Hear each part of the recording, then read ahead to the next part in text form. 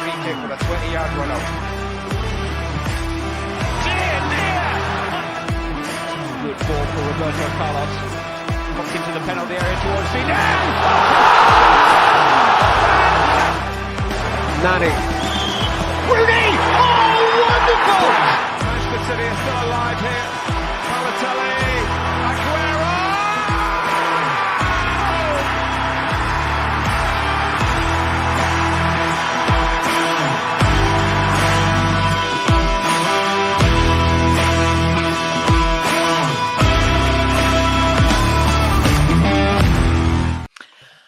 Good evening, everybody. I am here today with Pete and with David, of course, the Irish Hotspur.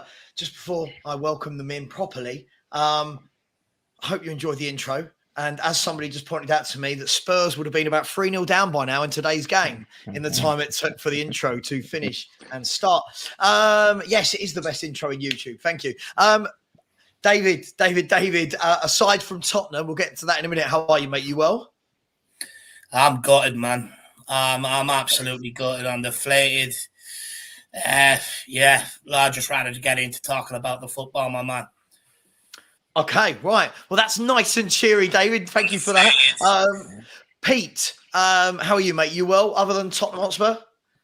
Yeah. This stopped hurting a long time ago for me, mate. This is just another day, another Spurs game, isn't it? It is. And listen, I by the way, guys, I've taken so much stick today. Apparently, This is all my fault. Today I've had this. I'll get my little violin out. It was, you hounded out Conte, it's your fault. You deserve this because you wanted to see a back four. Right? I just had this all day. Pete, let me start with you, mate. Lots is going to be made of the fact that Tottenham went to a back four today. Now, when I wanted to go to a back four, what I didn't want to do was have Perisic and Porro as the fullbacks. I was thinking more of when we had Emerson Royal as a right back and Ben Davies as a left back. I know your feelings on this, we've talked off stream, but did we ship 6 goals today because we played a back four? Or is it just because we cannot defend and played a top team in great form? To be honest, I think it's neither. I think we shipped 6 goals because the players weren't up for it today. No matter what back 3, back 4, back 5, whatever you want to call it, I think we're getting hammered today when they're turning up with that mindset. It was perfectly obvious to anyone with half a brain what Newcastle are going to be like when they come flying out the traps. And they just weren't prepared for it. It was poor preparation, poor mentality, severe lack of leaders on the pitch. Even at 2-0, you'd think someone say, all right, let's just calm it down for a minute, and then just all wilted away. Yeah, I've seen some shockers in my time, but I've never seen 5-0 in 20 minutes. That's the worst I've ever seen. It was crazy, wasn't it? I mean, David, look, just from the get-go, even the first goal, David, that set the tone. I don't remember if it was the first or the second goal. I think it was the first. When the player's running into the box and Romero's doing that with his hands behind his back rather than just defending. Do you know what I mean? Rather than defending. This is amateur hour now, isn't it? Listen, we can have the conversation later. Back 4, back 5, back 3, back 10. But individually, the mistakes are dreadful, aren't they, at this club? Week in, week out. It's getting to the point. It's the clown squad. You could pick any goal we concede, put circus music to it, and it makes sense. Yeah. It's just. Yeah. But the sad thing is, it's not just been happening all season long. It's been happening for 3 to 4 years now. It's been a glaring and obvious problem at this football club. Look, long before Conte got here this season, Hugo Lloris and that back line have been making mistake after mistake after mistake, and it's just getting to the point where it's intolerable. Fans reached their point last week when Sanchez was taking all the booze and stuff like that, and it's just like you're thinking, okay, they don't like the booing, go out and respond, and this is what annoys me about, a lot of these players out there, because the reality is the system doesn't really matter. As long as you have heart, desire and passion, you can play any system and you can implement it.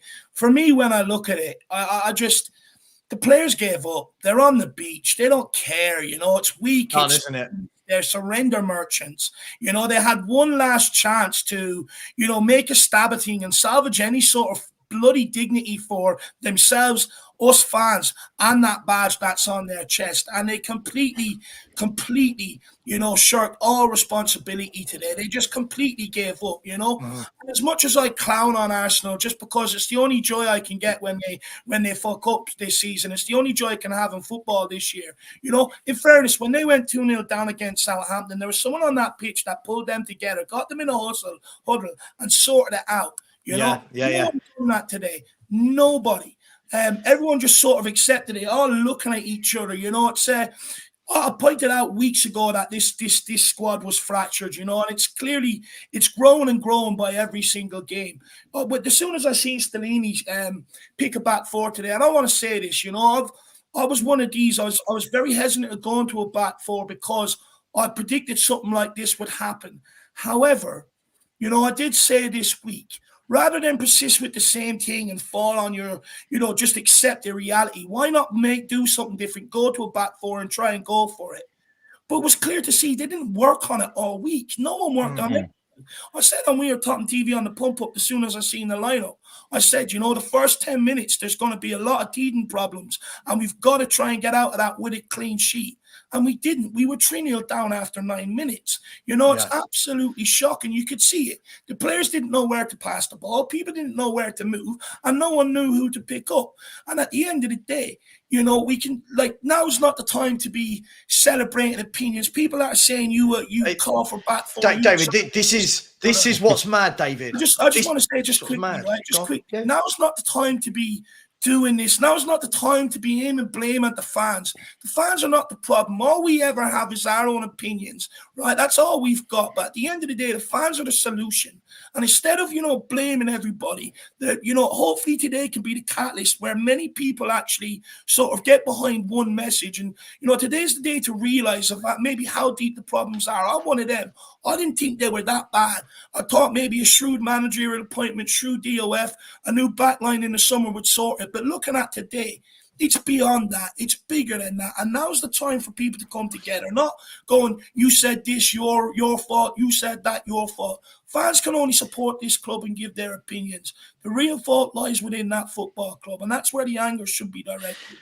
Do you know what? I find this hilarious. Like I said today, Bob Spur actually said it in my chat earlier and said, look, everyone's got their breaking point. Is this everybody's today?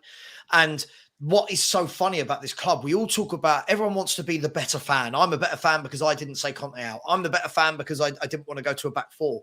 But that sort of energy for me is completely wasted because it doesn't actually change anything at the club. What it does is, all right, I wanted to go to a back four.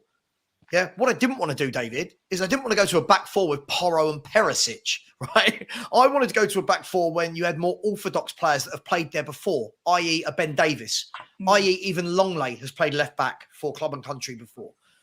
So all these people that have been coming for me all day about, there you go, you got what you deserved. What makes me laugh is I've been a fan of this club, David, for 40 years, travelled around the world, paid thousands of pounds over the years for shirts, season tickets. But it's my fault. It's fans like me. It's my fault. And I hounded Conte out. Listen, Pete, from this, I can see, listen, forget my feelings on Conte, right? Because my feelings on Conte, I say this all the time, are nothing. You can see why he didn't want to be here, can't you? And I don't care what anyone says, Pete. This guy, he did not want to be at Tottenham, and he was forcing that. Sacking, mutual agreement, whatever. Oh, of course. I mean, I said that last week. He was doing anything to get out of there, and then he just escalated his rants every week to get to a point where, right, I've said this now, so I've got to be gone now, just to get out of there. And I can't blame him for that. Like I said, I didn't like his football, but everything he said about the club was true. I always said that. 100%. Yeah, I don't think he did it a service a lot of the time with how he was stubborn and refused to do changes and all that. But everything he said was true. And I can't blame him for getting out. I can't blame Harry Kane for wanting to get out. But I just don't understand why fans, the first reaction is, right, let me go and attack another fan. Yeah, surely it's got to be right. You know what, mate? You think one way, I think one way, but we both agree that this is bollocks, yeah, and this cannot carry on, yeah. So regardless of who gets what, you want change in a certain way. I want change in a certain way. But as long as we get the change, it don't matter who gets what they want. We both want the change. Do you know what I mean? But that's what I despair. Instead of going after the club and the players for that, right, where's the nearest fan I can have a go at? Because he said this, he said that. This type of fan, Pete, all he's done so far in the chat, have a go I've at me seen about top four, and now it's going at Kuva for... Kuva said we'll get somewhere around 90 points. Where are you? What I would say is this, right? I think people sometimes forget, David, right, that we are just football fans, YouTubers, like everyone else. But the difference is we just put our opinion in front of a camera. And it baffles me that the first fault isn't, right, how do we unite and what do we do about this club? The first fault is, who can I attack? Now, I'll give you an example, right, of why I think this is ridiculous. First and foremost, Pete, you said 2 weeks ago on this show, and I believe this is word for word, you said Tottenham are due a pasting. Yeah? And I remember us talking about it. It's overdue. Yeah, overdue a pasting. And you looked at the fixtures and said, it's not going to be from a Bournemouth. It's not going to be from a Brighton. It's going to be from the next big team that we play, Newcastle United. We go to their ground. And, I mean, David, talk me through it. Like, talk me through that 20 minutes. Have you ever seen a 20-minute period as bad from any Premier League club ever, let alone Tottenham Hotspur? No, I can't remember. I thought Arsenal's start the other day was quite dismal, especially for a title challenge. But, you know, hold my beer, Tottenham says. You know, we'll go and prove Dr. Tottenham. Look, I just want to maybe say what I think sort of led to that 20 minutes today. You look at both clubs, right? You look at Newcastle, you look at Tottenham. One decided to bring in a goalkeeper, a new backline, and sort of one of the best midfielders they can find, and a good striker, right? And one club decided they wouldn't improve the backline or bring in a Hugo Lloris replacement. And you know, one club has had stability all season long. They kept Eddie Howe in a job. He's done a good job there, you know, and they've made the right decisions in and around him. And one club has made piss poor decision for the last 4 years. And all that is the culmination of what we've seen today. The fact that Newcastle went out there, you've seen them together, you've seen them all, you know, wanting the same thing, all out there fighting for the common goal. And they could have stopped that 2-3-0 up. They didn't. They went relentless. They kept on going and put us to the sword. You can see what it means to them because everybody at that club is singing off the same hymn sheet. Everyone is there for the one common goal. You look at our football club, you know, we've had instability off the pitch all season long, and that's reflected on the pitch all season long. And today was the culmination of that. Today was the culmination of piss poor decisions for the last 4 years, and you know, that's what led to that opening 20 minutes. You've got new signings coming in that, you know, aren't doing anything to, you know, sort of change the tide of this. You've got players that have been here too long that have just accepted the harsh reality of it and do not care. And then, you know, you've got a guy on the sideline who should never have been in that position in the first place. If you're sacking Conte, you get in the next guy. You don't give it to the guy who's just going to continue on with the exact same stuff that Conte was doing. And, you know, today we were beat before we even got on the pitch purely because of decisions that were made, you know, over the last year or two. And that, for me, that's what led to that 20 minutes. Yeah, Pete, let me come to you. Just before I do, I've got a super like, and I'd like to, a super like? It's not a thing. We should make that a thing. We should have likes and super likes. A ditcher, just quickly, my man. When you said, Savvy, you never mentioned that you want Davies and Emerson as fullbacks in a back four. You wanted Porro and Adoji, if I remember. I want you to really, really engage this. I said I want next year. Sorry, I want a back four next year with Porro and Adoji. If, and do you remember what we talked about last week, Pete? If we bring in a DM that sits in front of Romero and another top centre-back to allow them to go forward. So a ditcher, dude, if you want, I'll put the link up and you can come in and we can have this debate because all you're doing is attacking. Anyway, Steve D has said, Bob Marley said it best. One love. It's been much worse in my lifetime supporting Spurs. Big up, lads. Will come again. Steve, we were going to talk about whether it's been worse in a minute. So, but thank you for the super chat. Much love for that. And Twisted Judgment has said, Sava, say how it is, mate. More fight in the under 11s. Yes, it doesn't. It's not good at the moment, is it? It's not good. Look, Pete, the player I feel sorry for in all of this, I don't feel sorry for any of the players that ended the game, by the way. I feel sorry for Papa Sarr in all of this. He's the youngest player that was on the pitch. He's getting only his second start for the club. And then he's hauled off after 20, 25 minutes, whatever it was, the minute that he came off. And I can only imagine what that will do psychologically for him. Now, I know we had to go, we went back to the three at the back, but was it him that needed to come off? Wouldn't his legs and his energy have been better than a Skip or a Højbjerg? What did you make of that management? Yeah, I think it was poor. I think whoever was going to be honest, I don't think changing it to a back three made a difference. I know the score sort of settled down after, but I think that was just because the nature of the game. How often does a game keep going a goal every 10 minutes? It doesn't. It always sort of flattens out. Yeah. We've done it before. I remember the old White Hart Lane, we'd smash teams like 3-4-0 into the first half, and then the second half it just plateaus out. It's natural. Of course it does, yeah. Yeah, so I don't think that was an effect of what we did, because when Sanchez came on, I kept seeing him up the right channel. He did more attacking than defending. Yeah, but yeah. I felt sorry for that. For me, the first name who should have been coming off that pitch would have been Romero, because he was shocking. He was absolutely shocking. He summed up everything about that performance, his attitude, and he weren't alone in that. But I would have took him off. But then I didn't understand the logic of putting even Sanchez on in that sort of game. Bear in mind that what happened to him last week. You get hammered 5-0, then you go and put on a geezer who got booed off the pitch last week in a game where you're absolutely getting torn to shreds. I couldn't understand that one either. And I thought, oh no, this is going to get worse. But I think the boy bounced back. You could have took off anyone let's be honest. Anyone, yeah. So I just think he just reverted to what he knows best.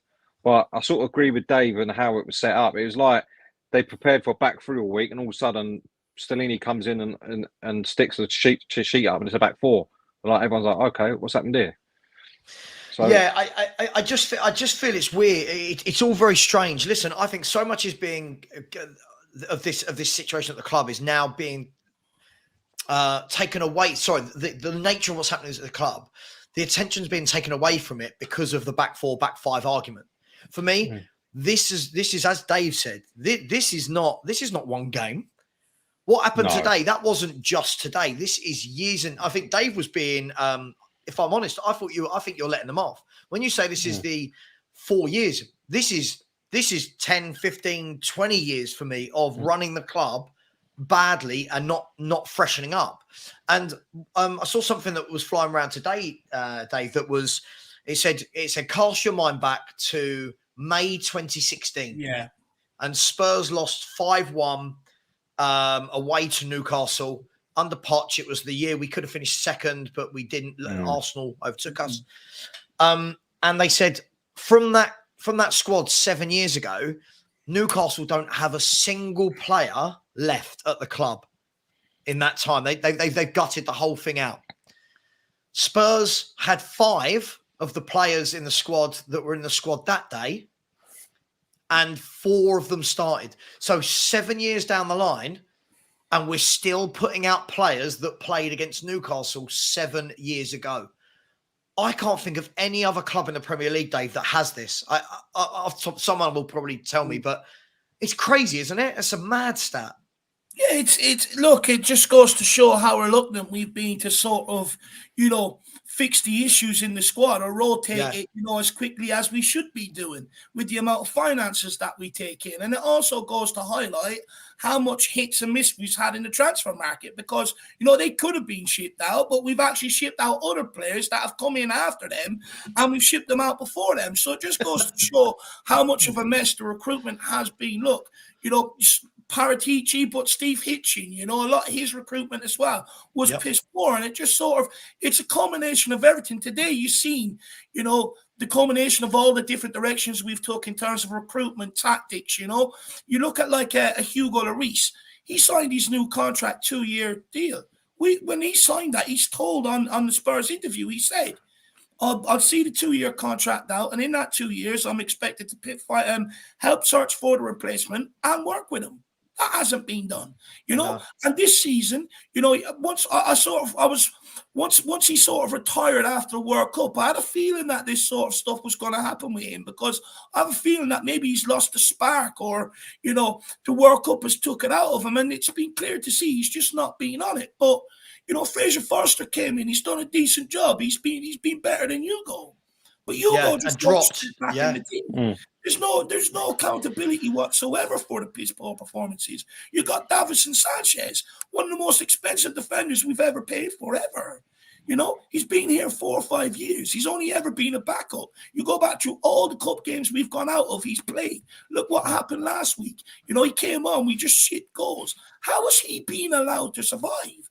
You got Eric Dyer. He's only ever had real good 6 months at this club, and that was at the back end last season under Antonio Conte.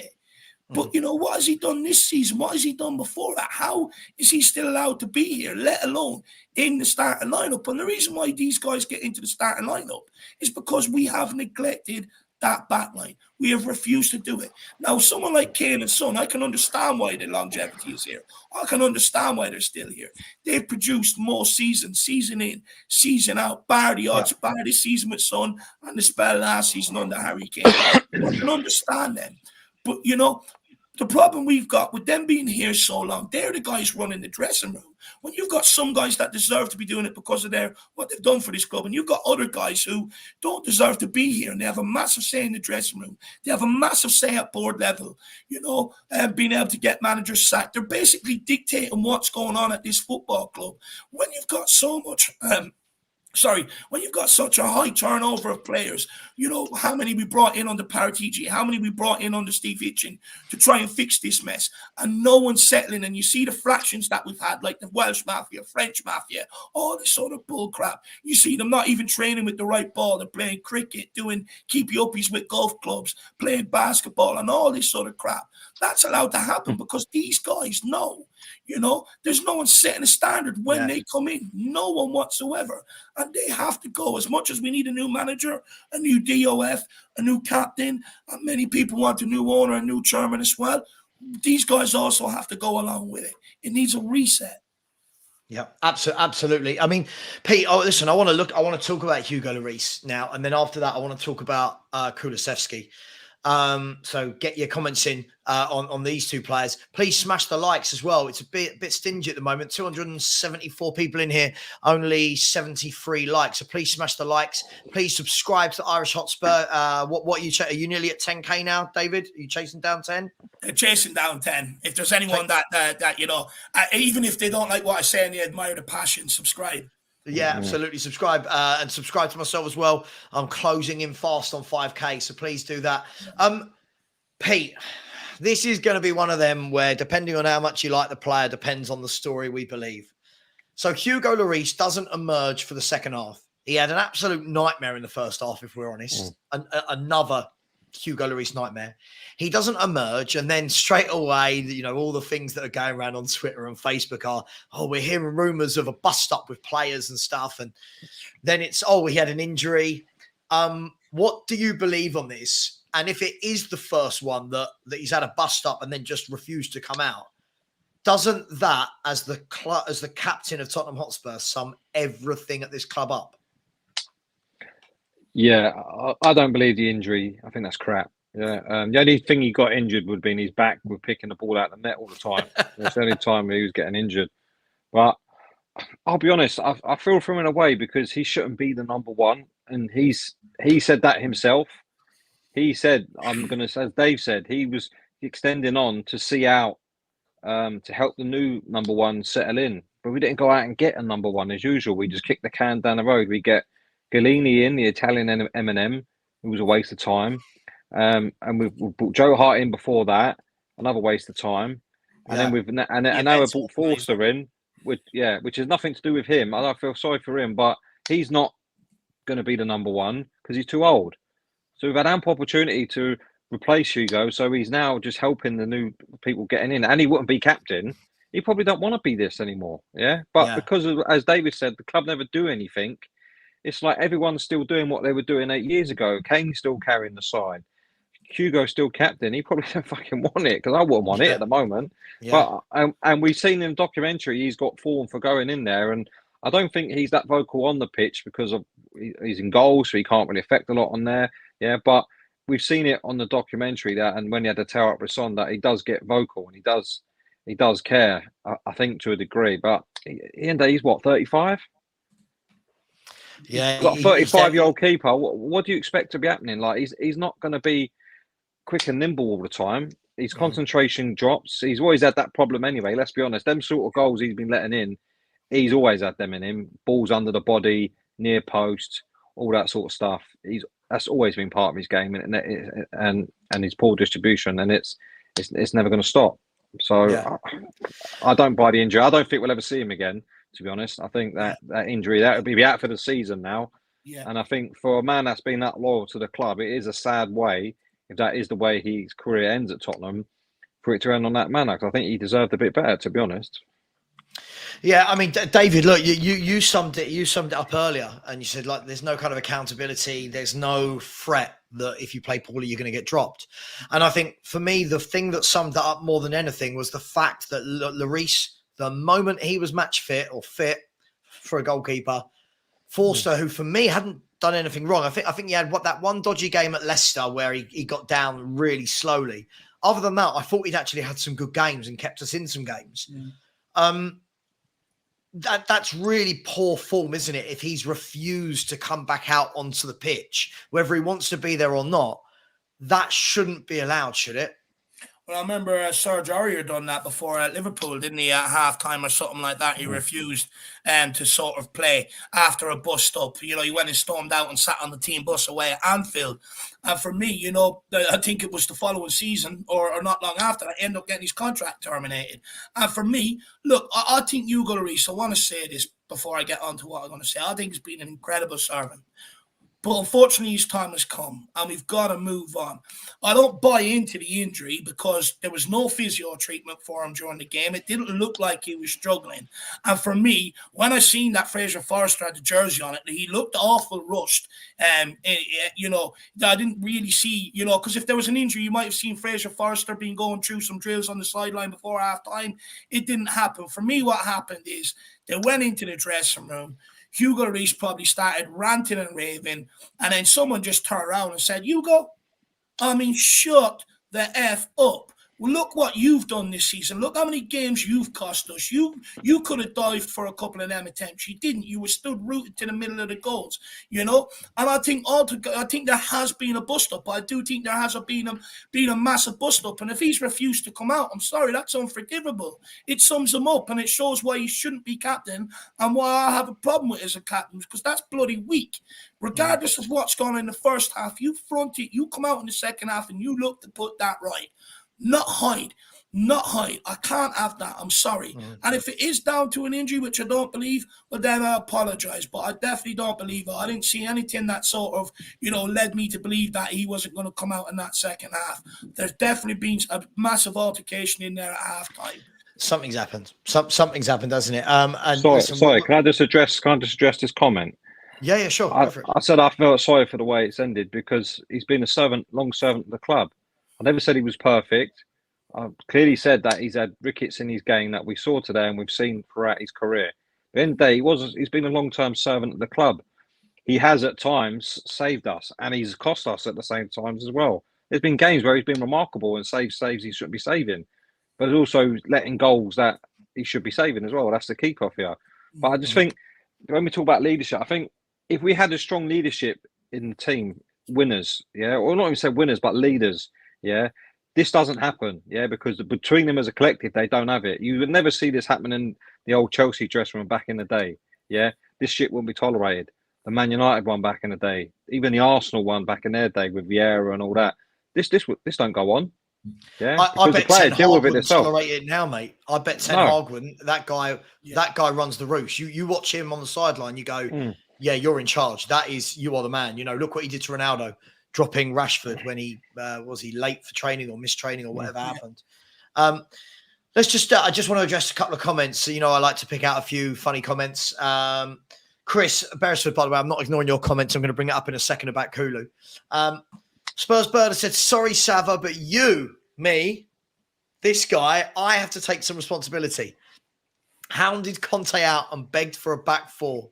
You also said he should be getting more out of these players. Be careful what you wish for. Listen, I just want to say this, right? First and foremost, I'm not on the board of directors at Tottenham Hotspur, right?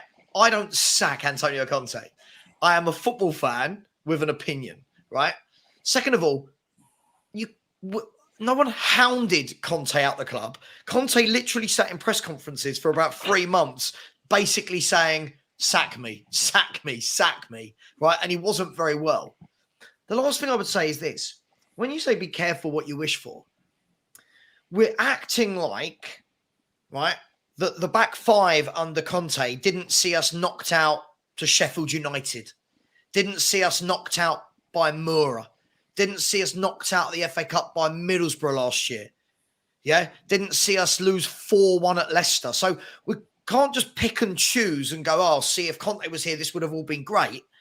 It wasn't great for him at the end. So I don't blame, I'm just going to put this out there right now. There's 300 people watching.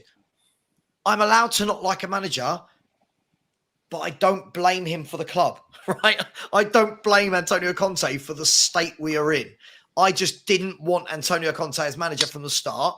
Pete, you know that. We talked about this years ago. I do not like him as a manager. It's not for me.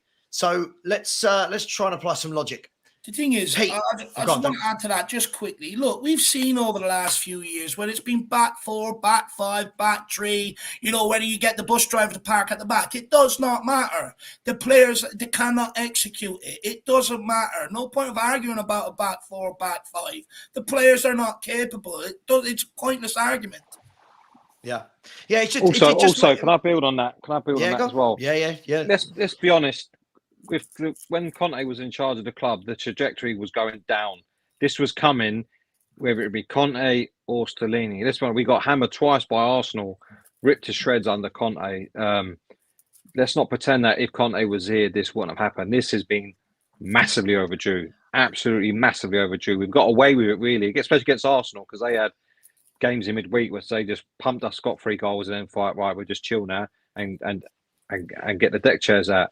But this club has been rudderless. What did I say a few weeks ago on your show? So I said this club has been rudderless. Yeah, it's like the Titanic going along there, and it's going to hit a fucking iceberg. Today we hit the iceberg. There you go. I think it's fine, right? Look, I think at the end of the day, it's natural, right? And we said this last week, Pete. Whatever manager comes in, yeah, I think there's going to be some dark days because I think it's going to take a while to actually build. So we're going to have to naturally fall off from where we've been getting into Champions Leagues to build again. But what's going to happen is every time the new manager who comes in, whoever it is, loses a game, it's going to be, see, should have kept Conte. Now, I'm cool with that narrative and everyone's allowed to like the manager they like, right? I can't tell Dave not to like Conte or to like Conte. He's a grown man. He will make his own decision.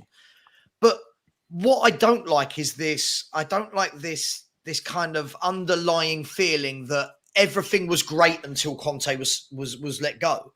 I don't like that. Apparently, we were winning every game and we weren't conceding 3 to Southampton, 4 to Leicester. Do you know what I mean? 3 last weekend to Bournemouth. The be-all and end-all is we've played a team that have won 6 of their last 7 games at their ground where they've lost once all season, I believe. Yep. Right? And they're in the top 3 for a reason. And they took us to the cleaners. And I think we'll see it again against Liverpool. I don't think we'll see it as drastically with Man United because it will be at our ground. But let's stop this nonsense that everything was wonderful under Conte. Sorry, we have to be honest about this. It wasn't. Pete, I want to talk about Kulusevski. Kulusevski for me, it's difficult. I'm not talking about just today, just in general. I think he's been, I want to say poor, but I think it's worse than that. I think he's been diabolical for months and months and months now, yet starts every game. For me, wasn't running, wasn't fighting. When I watched the first half, he was dreadful. Like, he just lost possession every time he got it. Why does he not ever get dropped? Right? And why are we still not seeing Danjuma get a start in this 11? something new, something different? I can't answer that, to be honest. I can't answer that question. I don't know. It was the same with Son for a long time. Why did he keep getting games and for the performances he was putting in? I think Kulu has been a disaster this year. Now, you start to wonder now, is this the real Kulu that we're likely to see more of? Yep. Or was it last year's Kulu? We don't know. I know he's had an injury this year, and obviously the whole way the team's gone, it hasn't helped. But you think, if we've got to make a decision and we pay £35 million on this player, I don't know if it's an obligation or if it's an option at the end of the season. Would you If buy you him? ask me, no. If you ask me now, I say no. I think it's too much of a gamble. We've done this too many times where we've sort of bought players we've actually done some due diligence on this one because we've had him. And you say we had 3 good months and we've had a year of crap, basically. What are you going to go on? Do you know what I mean? It's really difficult. But I think if we're going to spend that money, I'd rather go. It's that sort of money. I think it's too much of a gamble at the moment. I just don't see what we're going to get out of it. There's been nothing really to, and he melts a bit as well. Even today, like when he was, I know the whole team was crap, but when he got the ball, he did nothing, and he's been like it just half-hearted challenges, all that, and that's been his story all season, really. But I think the first game of the season against Southampton. After that, can you name a good game he's had this season, bar that one? I can't.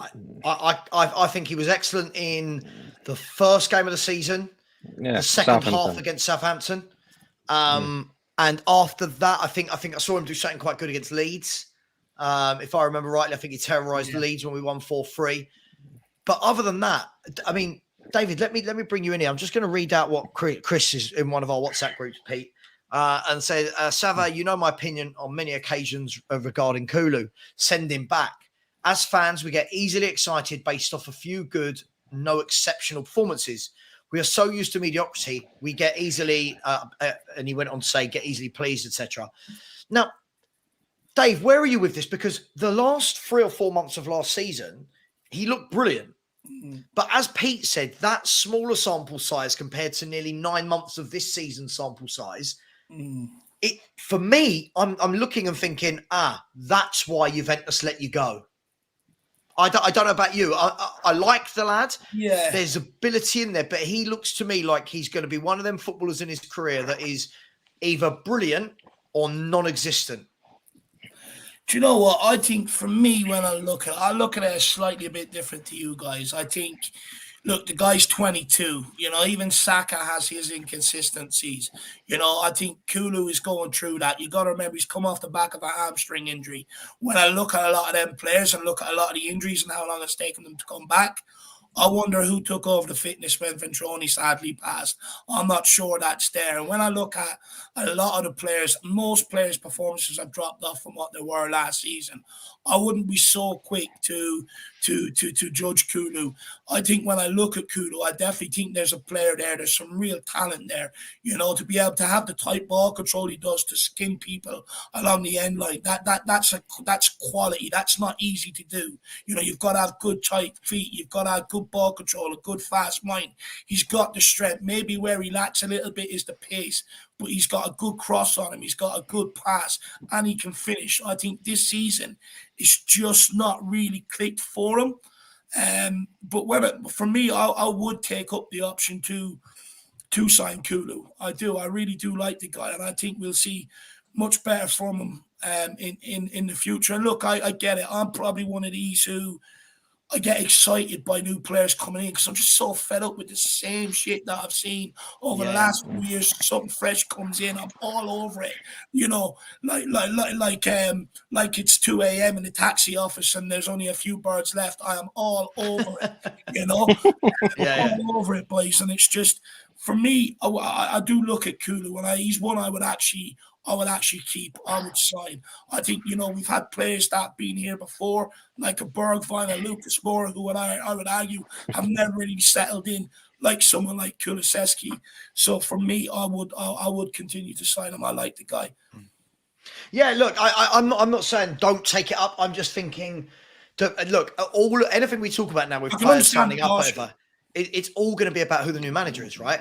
If the new manager comes in and doesn't want to play with a front three, for example, does he want to spend some of his transfer budget on a wide player if Kane and Son both stay? I don't know. Look, it's all up in the air.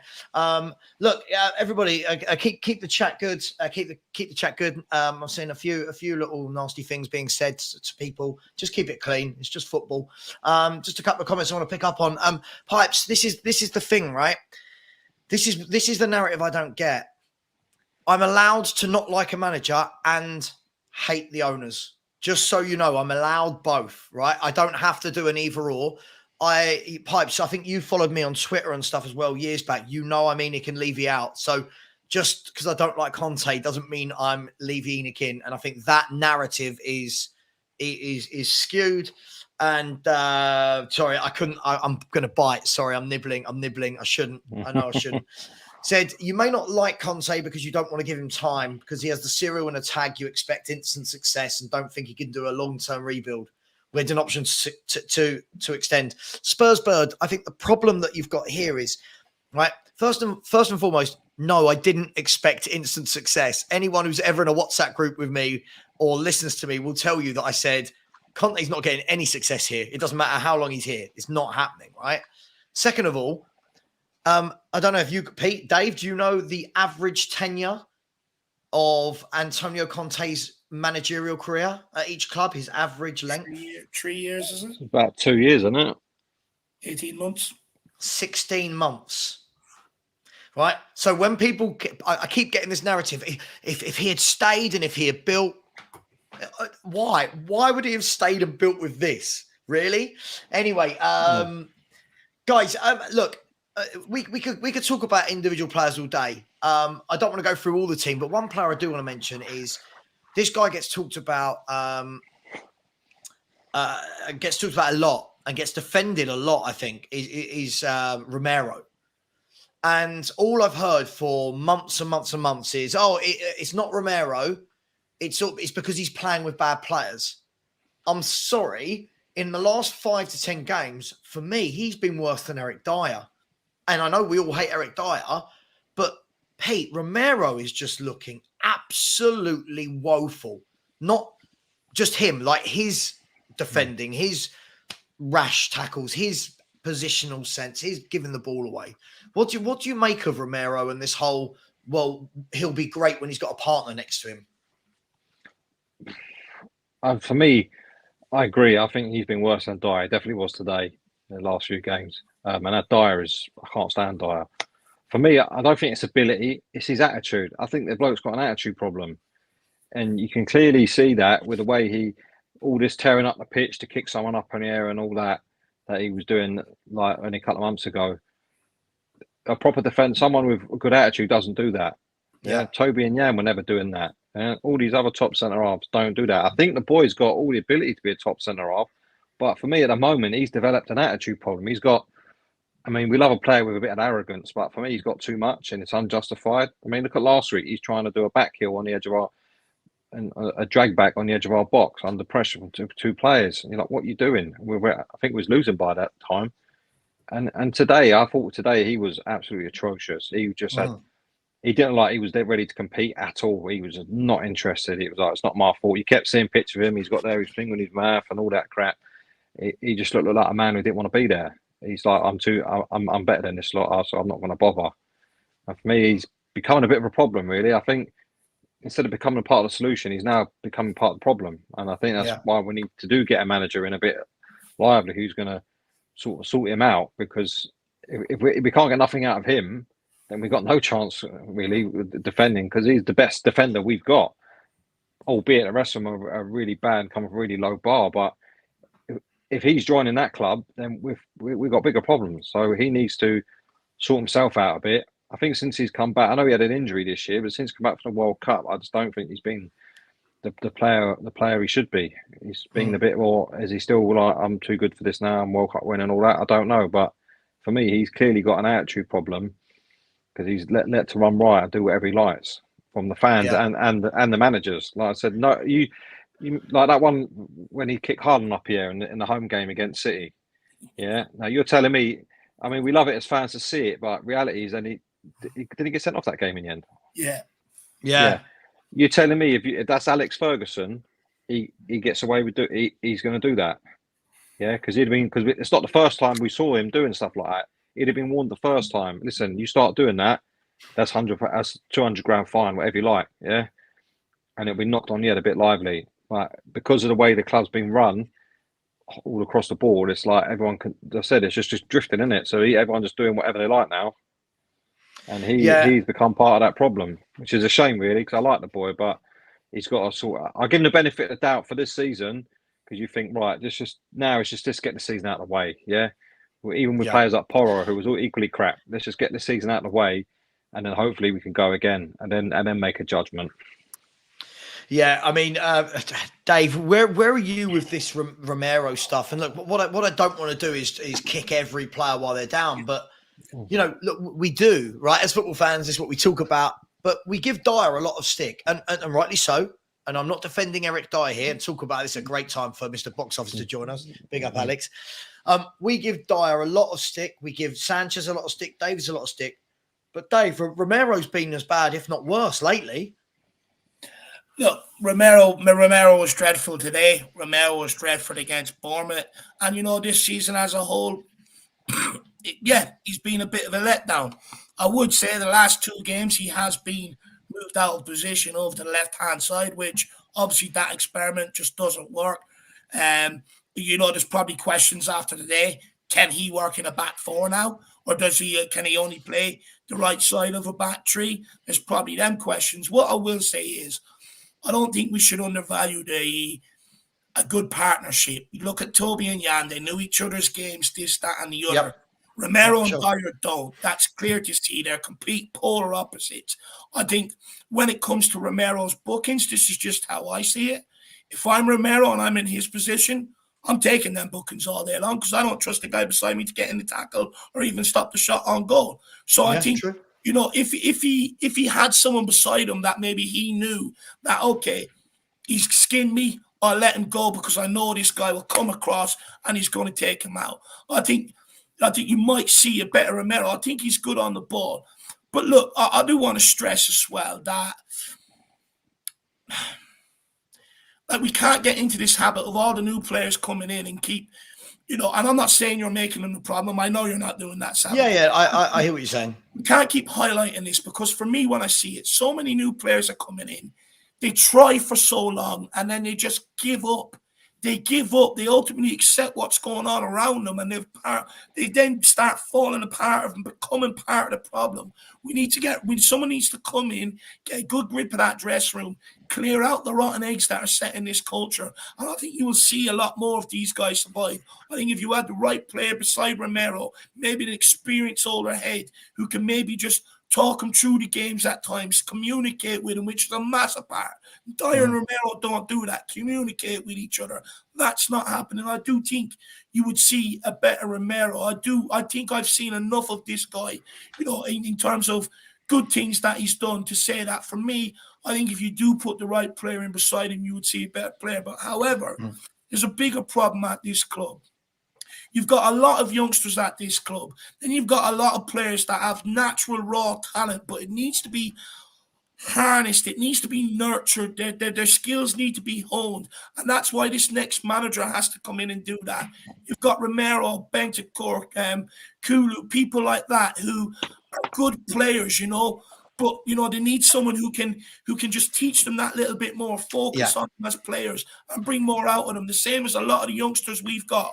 The under-17s won a cup final. The under-18s are in one. You've got a lot of young players out on loan, some under-21 signed.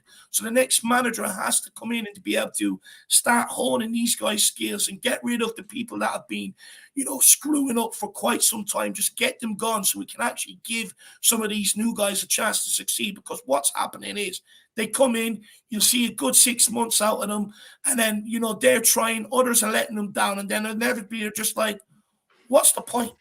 What is the bloody point? No, you're spot on. You're spot on. I mean, look, let's come to Alex. Mr. Box Office, how are you, mate? You okay? I'm good. Good. I'm really good. I've got, I'm not angry. I can't be angry anymore. I've got an exclusive on my channel already. I didn't want to react on my channel. I said I was not going to react to this anymore. I'm done with this season. But I had to say something after that shambles today.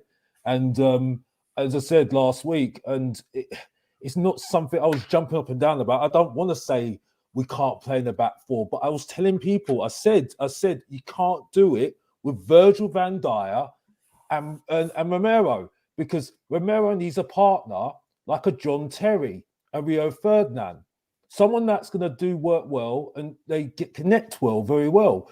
Porro is not a right back. I feel sorry for him because the thing is that he was bought into it. Now he's terrible. He's been awful. I'm not excusing it. Yeah. But let's be honest here. He was bought into this. You know what I mean? Perisic, absolutely awful. But he's not a wing. He's not a fullback. You know what I mean?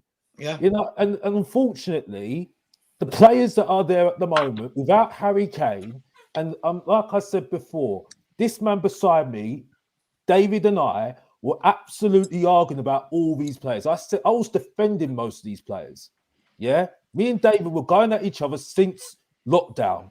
Yeah. And I had to apologize to him because I saw Virgil van Dijk last season. Yeah, that everyone was calling Virgil van Dijk last season. Yeah, and I said he was rubbish.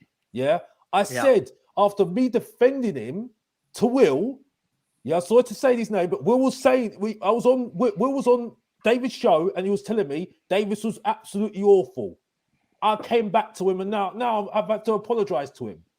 You know what I mean? So these players are awful. And I'm sorry. I'm sticking by what I say. If we don't sell these players without Harry Kane, they will get us relegated. Don't laugh at Everton. Do not laugh at Everton because we could be like Everton all day long. And that's all I need to say. Because Mr. Box Office talks the truth again. And that's it. And if you don't know, get to know. Back to you, Stabber. I'm done. Alex, would you say we lost today because we put a back four out or because it was the players' attitude? Well, it's all the above. It's all the above. It doesn't matter whether it doesn't matter. Because I think if you play a back three today, you're still getting that result. Because the players have that mentality. The point I'm making is the back three was protecting them, bro. That was the problem. The problem is we were still conceding three. I don't understand that narrative. I've said on my video already. We are still in that Champions League semi-final against Amsterdam. Most of those players are still in that mode still. Yeah, they're still thinking about it. I don't disagree with that. What I'm on about today, I'm thinking when you see that was all about desire and commitment to play the game of football. It was nothing to do with a back four, back five, because we've shipped 3 and 4 against lesser teams with a back three. I don't think it was the personnel in terms of the shape. I think it was just the mentality, the way they went out, that they were beaten within a minute. As soon as that first goal went in, that was it. It was gone. And then they all fell apart. It weren't... We can talk about, sorry to interrupt you, but we can talk about mentality all day long. We've been talking about this for so long now. Yeah, but I think that was the problem today. I don't think it was because we played a back four, because if we go out like that, you can play a back six, you're getting hammered. Yeah, let's be honest, it was completely and utterly a shit show from the mentality on forward. Guys, I just want to back three, back four, back five, whatever we want to call these formations. I don't know about you guys, but it truly looks, and it doesn't matter who the manager is, right? It truly looks that when we start a game, that we've not done anything on the training pitch for a whole week. Like, you can't see any obvious shape. You can't see it. Like, for example, if you look at Liverpool the last couple of games, where they've shifted about a little bit to get Trent Alexander in, you can see those tweaks. You can see what they've worked on. Obviously, Man City with better players, but you can see. When I watch Spurs, like, even from the beginning of today's game, I can't ever see what's been worked on. Like, because you would think if you're saying go to a 4, right? For example, you're saying go to a 4, right, guys? Okay, the first 5 minutes, this is the first time we played a back 4 from the beginning of a game for, I don't know, a year. I can't remember when we last did it. More than a year. Right. No one go, just hold your shape. Don't be adventurous. Don't drop too deep. Just hold your shape. Stay in line. Keep in contact with each other. And we don't even do that. Like, now, like to Pete's point, we've conceded 4 goals to Leicester, who are bottom 3 or bottom 4 now. Sorry, someone will tell if Wayne Holland's in the chat. We conceded 4 goals to Leicester by playing a back 3. We conceded 3 goals at home to Bournemouth playing a back 3. The difference for me today, if we want to talk about back 4, back 5, we played against a team with quality. We played against a team who have had a great season, who are now, for me, odds-on favourites, absolute odds-on favourites to get top 4, maybe even 3rd. And they put us to the sword. And Pete said this 2 weeks ago on the show, somebody soon is going to give us a pasting. And I don't think, Alex, if we're honest, I don't think any of us can say that it wasn't due. We've been so bad. I'm just surprised it's taken until now to get the 6-1. Listen, I agree with you. There's nothing I don't disagree with you. But the point is, at the moment, those are players at the moment are just, they're gone. I'm sorry. You need to get rid. The fact is, Alex Ferguson always knew the time to refresh Manchester United and that's why he was one of the best managers in the world. We don't have a manager long enough to be able to make them decisions. Well, I know, but the point I'm making is, though, David, there was a reason why he lasted so long, because he knew when to refresh it.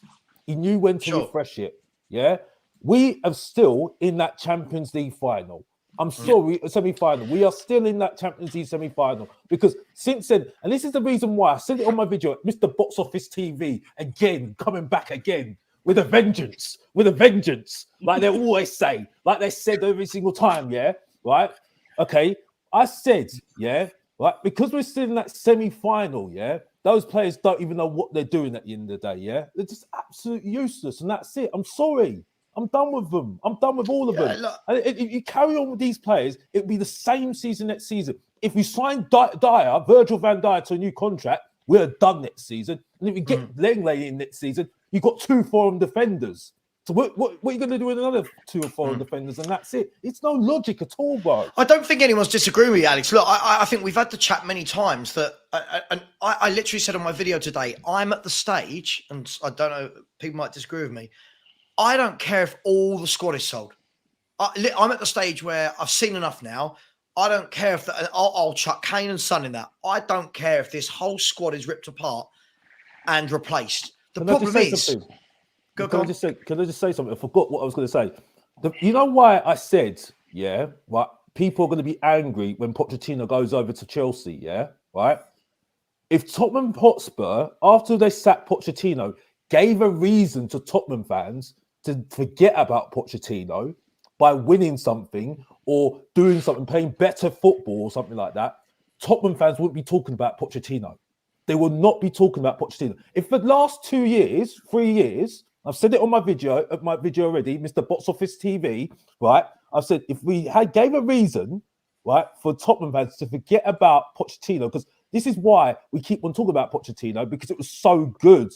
The football so much, even though it wasn't all so good, was it, Alex? I know, but the point is the problem. I think we cherry pick the seasons that were really good, and we seem to forget the beginning and the end that really wasn't good at all. Yeah, but the point I'm making this, Saba, though, if we did put better after Pochettino, we wouldn't be talking about Pochettino's time. You see what I'm saying? The problem is we haven't done it, and until then we sort that out, you're still gonna hear we want Pochettino back. He's magic, Alex. I don't disagree with any of that. But what I was going to say, and I'll bring in Pete and Dave on this. Actually, I've got a few super chats. Then I'll bring in Pete and Dave. What I was going to say was we're at the stage where I think most fans would take it if nearly every player in this squad left, and maybe just Kane and Son stayed or whatever, right?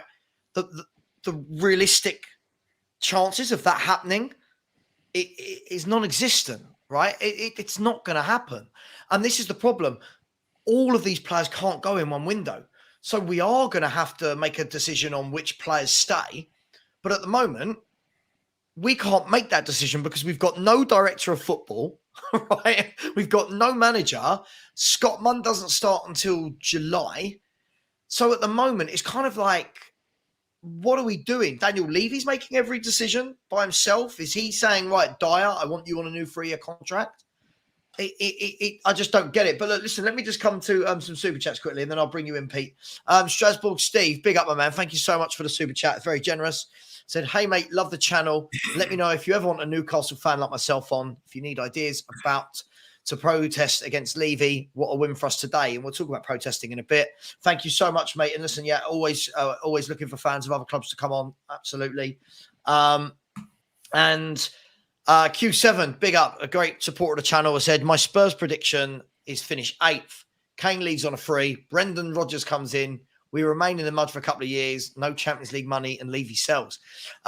What you've just described there is Pete's dream. Brendan Rodgers coming in.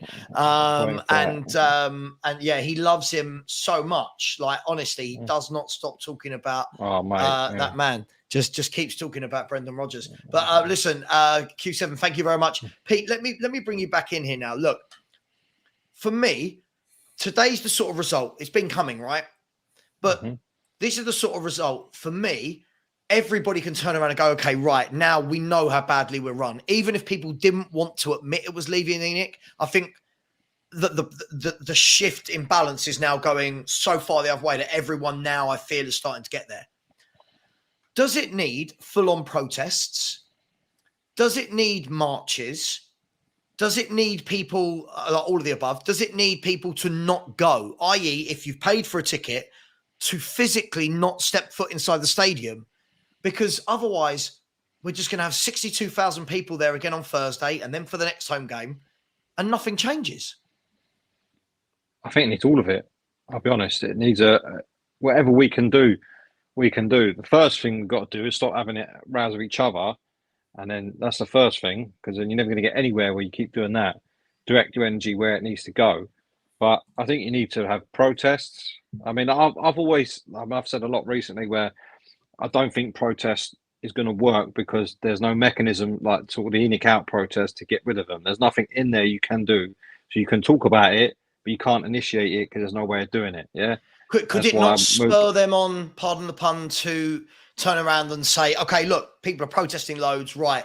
They don't want us. We'll put it up for sale. Could that be a possibility? No, I don't think so. These are hard-nosed businessmen, yeah, who the football thing now is a sideshow. It's now about the events and the media part of the club that they're interested in, what the stadium offers them, yeah, which is where the money is for them, which is where the added value is coming in terms of the value of the club. It's not for the football club, it's for the stadium and the other associated bits that come added onto it. So I don't think we're going to get rid of them, yeah, and I think we need to go, right, Enoch out, you need to do your thing. Change who want change and can ask for change at the club. You do your thing, yeah. People want to protest and do your thing. People who don't want to go, you do your thing. And hopefully, on all them sort of fronts, we get something. I'm not optimistic, I must admit. So like a multi-pronged attack of I just think change over here, leave you out over here, people not going there. Yeah, I think everyone not buying in the club shop. Everyone who's got an idea of what they want to do it. Yeah, I think it's not a sort of one solution is going to fix it. It's going to be everyone's got basically you got to hit them from all sides. Yeah, they got to get where they, you know, like when you fucking walk down the street and you get pelted with eggs, you're getting it from fucking they're non-stop coming at you.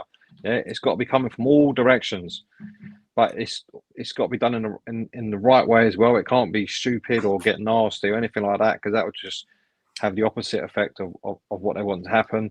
It's going to be there's going to be a war of attrition, basically. It's either, I don't even know if we're going to get anywhere really, because these people are just not interested in the football. I don't think. Look how they've let it drift to this point. Do you know what I mean? And still, there's no action. There's been no action for months now. Yeah, it was painfully obvious what's happening with Conte. Levy don't seem to care. He's now employed someone else who he can just plonk in front of him and go, right, you deal with the football side. There's someone there you can direct all your emails and crap to him, because I don't deal with it anymore. And even though I'm pulling it from the background, he said that in his interview with that Cambridge Union thing he did the other day. We're going to talk about that. Yeah, which his ideal is to put someone else who fronts it, and then he runs it from the background, which is exactly what he's done with every director of football. Which is why some of them do get a bit of slack from me, and exactly what he's probably going to do with Scott Munn. Yeah, it was, there you go, mate. You drop the football side on your lap. I'm going to manage the entertainment bit and the media bit and the events bit and what's bringing in what's worth the money for us as ENIC, and you just worry about the football side. So going back to your first question, it needs to be everything. Whatever anyone wants to do, just do it now. I think we're that desperate that just hit them on all sorts of fronts. Yeah, whatever we can do it, and then see where we end up. Yeah, I mean, Dave, I'm going to come to you just before we do. Aaron has said, "Cheer up, Dave. We've still got the rugby, guaranteed trophies." I'll be honest, I don't know anything about rugby. Are Ireland good? Are you good at the rugby game? Yeah, we just won the Six Nations, ranked #1 in the world in Rugby World Cups this summer, and I will be watching it. I do like watching international rugby. Don't watch any of the club stuff. But look, Aaron, I mean, I'm one of them. I've said it before. I'm a fucking loser. I don't do anything else but, this club, and it's all I've got. And it just really gets me down. It's not like I have another hobby or pastime that I can go to take my mind off it. That's why it's a constant headache. And just on what Pete was saying there, look, for me, I think, look, first of all, I want to say I'm not the guy with the ideas. I'm probably not the guy that can affect the change either, but I will support something for sure. But one thing that needs to happen, you've got so many different fractions that's going on, right? You've got change for Tottenham, you've got ENIC and Levy out, you've got the guys that work in the media on the stations and everything else. You've got the YouTube community and you've got the broader fan base and the supporters trust. Everyone wants change, but everyone has different ideas how to get it. For me, what needs to happen, one person elected from each. One person from ENIC out, one person from the media, one journalist if you can get it, one person from the YouTube community, one person from the trust, one person from Change for Tottenham. Get into a room.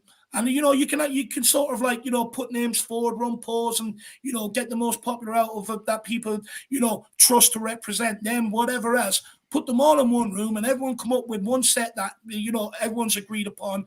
Go back, just tell people, look, this is what we've agreed upon and let's get behind it. Because for me, the only way you'll actually affect and get what fans are pining for, which is change, is by everyone being behind one message. You get unanimously a lot of people behind the one message. You will get what you want. You'll either get them to sell or you'll get them to change their ways and put the investment in that this club needs to get it out of its demise very, very quickly. The more people that come together, that's powerful. That shows that no longer people are putting up for it. And I see another thing that drives me insane. You have some people going, but some people go to games and it's like it's aimed specifically at people that maybe are impartial to the ownership or that, support the ownership or whatever. But there's a hell of a lot of other people that don't like what's going on. And that Arena count, Levy out, that change for Tottenham, etc. They all go to games. Everybody goes to games. I don't think you're ever going to stop that. And I don't think you can sort of tell people not to go to games either. Because for some people, it's all they've got. It's all they've got on the weekend. It's their escapism. So I don't think you're ever going to get that. But what you can do is, even if you want to go to a game, get, 50, 60,000 Spurs fans marching from one end of Tottenham High Road straight down to the other. Imagine the message that will send. And then go to the game. Or do what Valencia done. Boycott the game and stand and chant and everything else you want outside the game while the game's going on. But one thing is, fans have to unite. There's no point in blaming each other. I get, what's gone on over the club the last few years. I get tensions are high. But the one thing is where everyone's coming from is that they want a successful football club. Everyone has different ideas how to get it. But what we do need is unity right now. You're never going to get change if everyone's in different splinter cells. Yeah, listen, it's definitely, there's so much that we could talk about when it comes to protesting. I mean, Alex, I'll come to you just quickly before I do. Guys and girls, let's not be like Daniel Levy and be tight. There's 426 or 24 now of you in the chat. And only 162 likes. Smash the like button, people. It's free. And please subscribe as well. I'm sure all 407 of you haven't subscribed to me, to Mr. Box Office or to Irish Hotspur. So please smash the subscribe button. It's free and it really does help. And everyone gives up their time to make this content. So look, Alex, it's an interesting one, isn't it? Because, trying to get two people to agree on the same thing is hard enough, let alone trying to get an entire fan base. But one thing is for sure, Alex, the tide is changing slowly but surely. I think everyone now is starting to go, we're in a mess. And look, there's no right or wrong. For some people, the penny dropped years ago. For other people, it's slowly but surely. For some people, it was Conte. Some people, it was Jose. For some people, it's going to be today. Do you think, though, that all the while, Alex, that 62,000 people keep turning up and keep paying for tickets and keep going, that Levy and Innick won't care? Do they genuinely care if they're making money? This is a difficult question because this is when I don't really know. The only thing I can say is that you can see by the books that, you know, we are still giving them money. People are still paying for tickets, and I'm paying for tickets as well. If I'm really honest, if I did go, I haven't got a season ticket, but there might be a time where I want to go again. You know what I mean? I was thinking about going to Manchester United. And I still am thinking about going to Manchester United because I just want to see, how bad this is, how toxic it is in the stadium now. But I just, as I said, I think it's been made clear that Daniel Levy was, weren't in for the football from the very beginning. I think that's been publicised very easily now.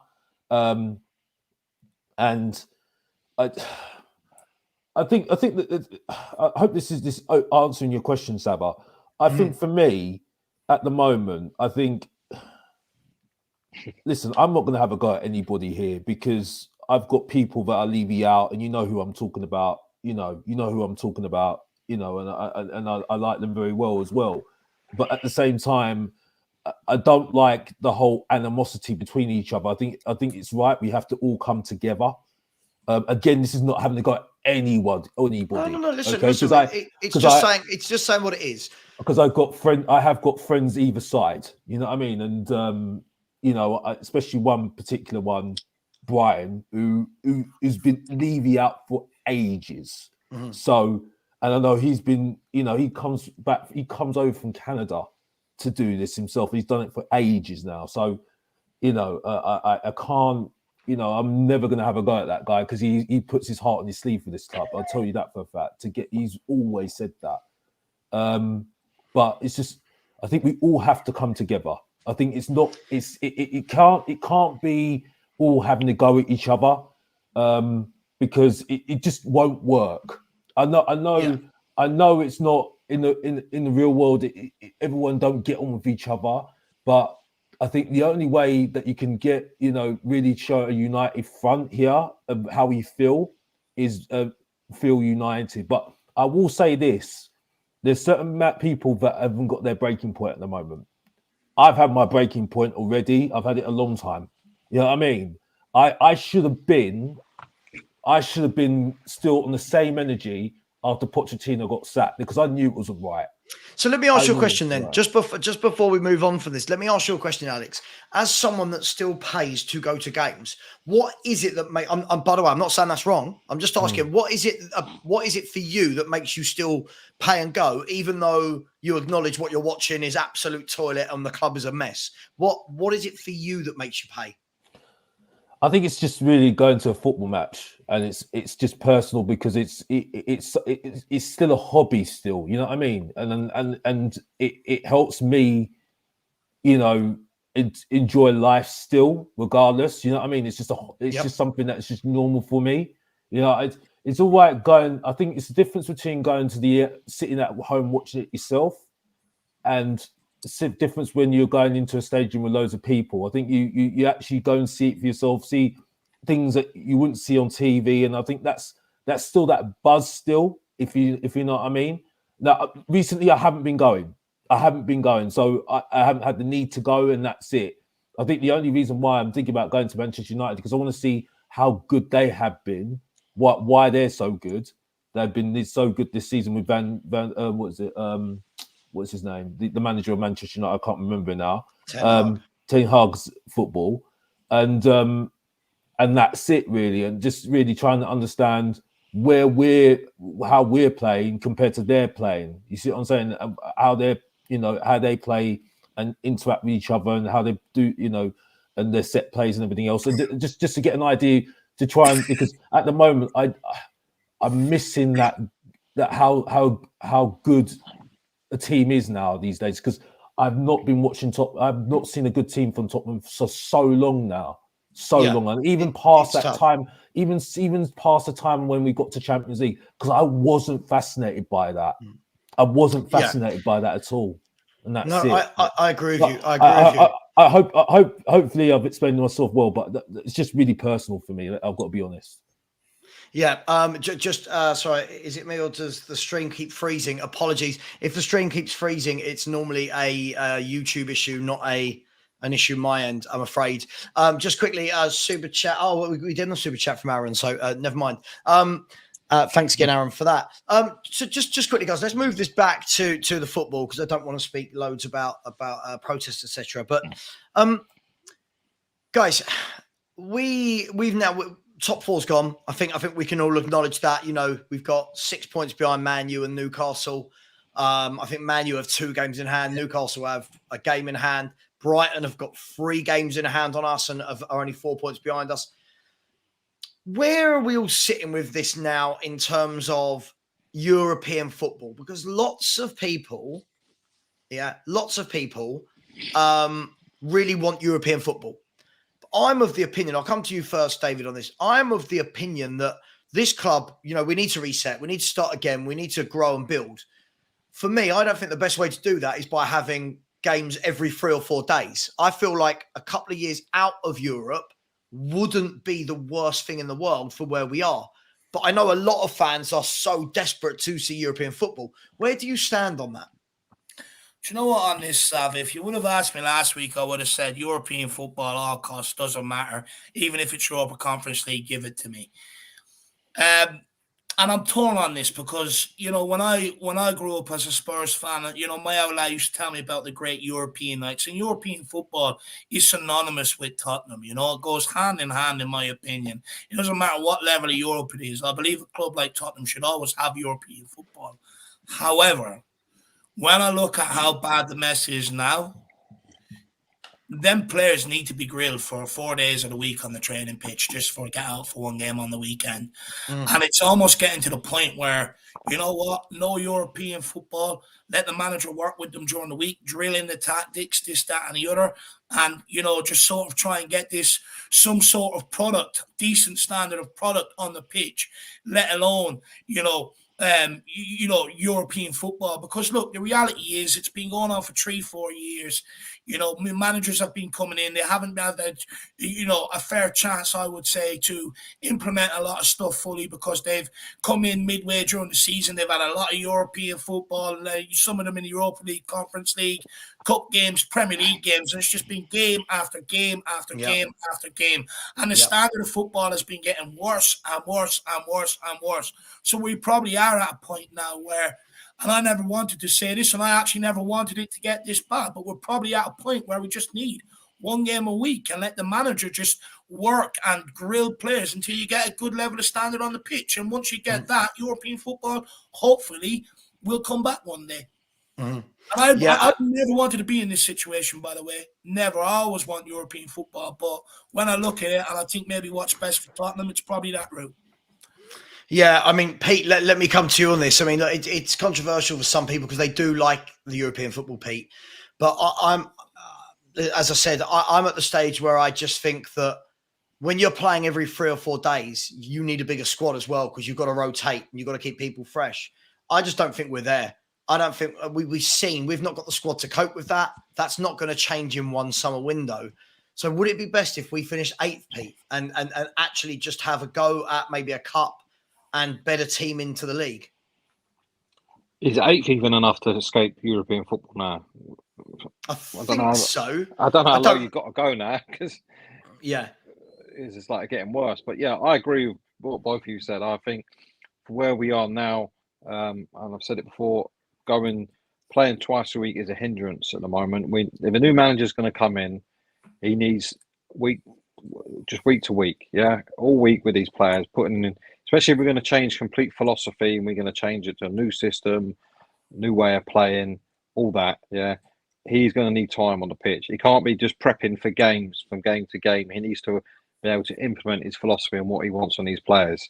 Yeah, we've seen it before and we've reaped the benefits of it, and we've seen how we don't reap any benefits out of it. How it takes them so long to get anywhere because they're managing week to week. Look at what Chelsea do. They normally finish out of European places, come back the next year and win the league. Yeah, because the manager comes in, they've got better players, but he has time to sort it all out. Bosh. Yeah, that's where Conte won the league. Playing one game a week. Yeah, so I think so. Pete's saying that Rodgers is coming in. We're going to play one game a week, and we're going to win the league next year. Is that what you're saying? See what I mean? Like that? Not at all. Not at all. Yeah, winning leagues and all that miles away, mate. Yeah, I'll be lucky we ever see it in our lifetime. Yeah, okay, agreed. But agreed.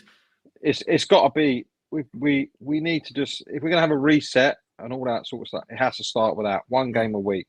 But then there's do a you want to double-edged answer this, sword Pete? to that. While you're on this, do you want to take this? That's a complete load of nonsense. That is. That's a complete load of nonsense. That is.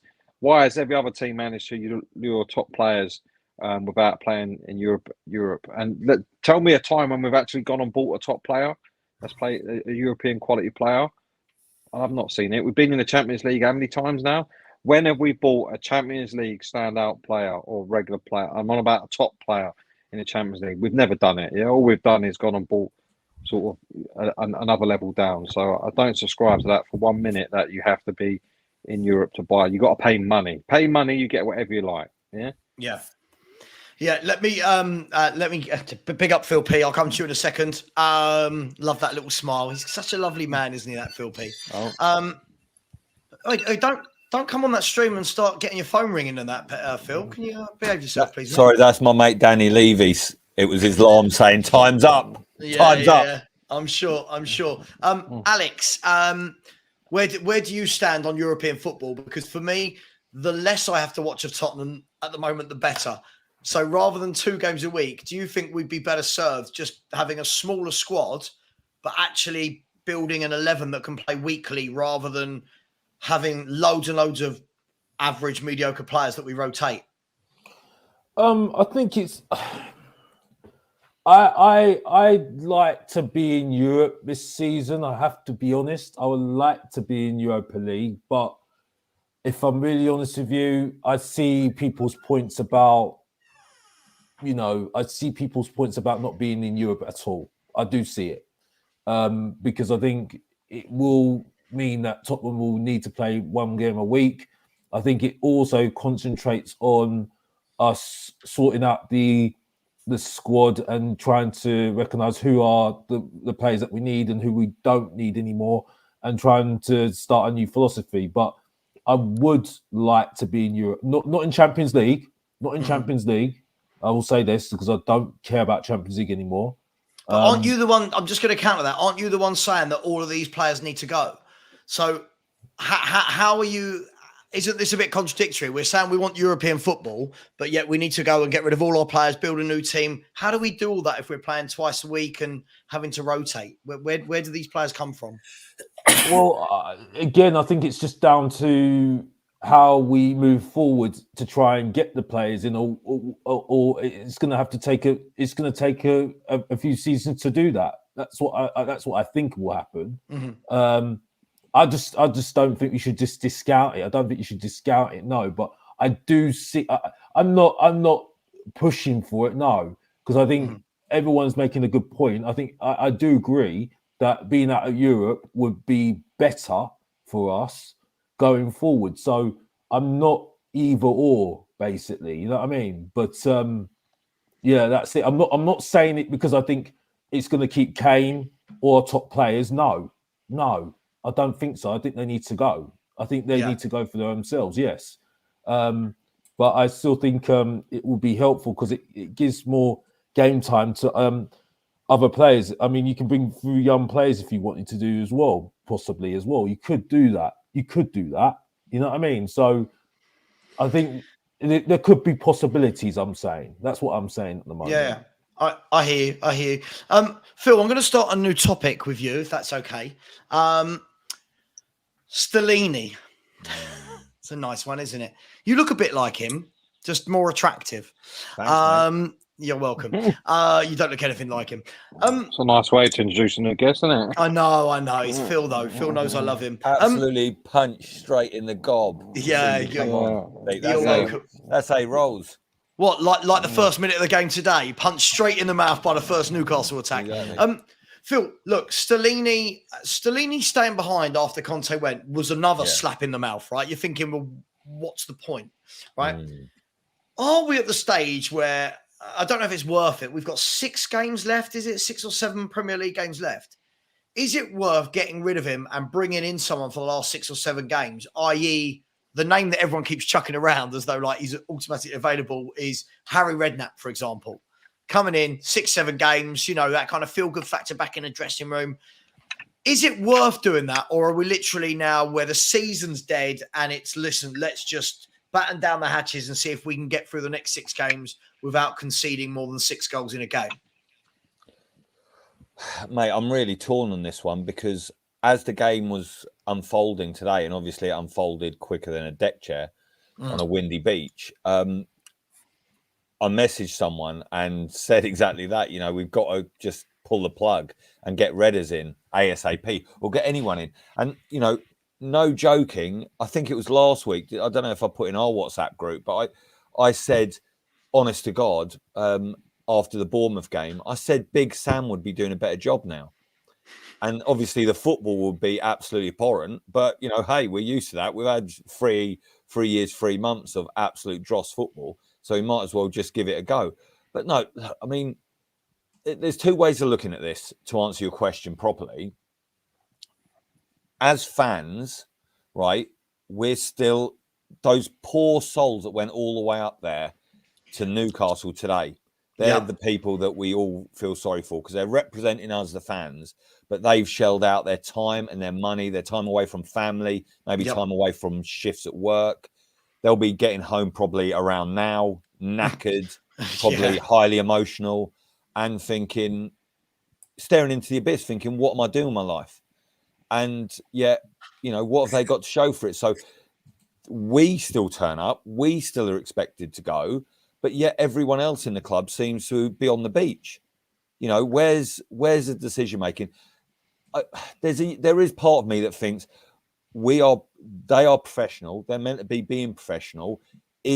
Are the people in situ at the moment that we can change? Obviously, you can't change players during this period.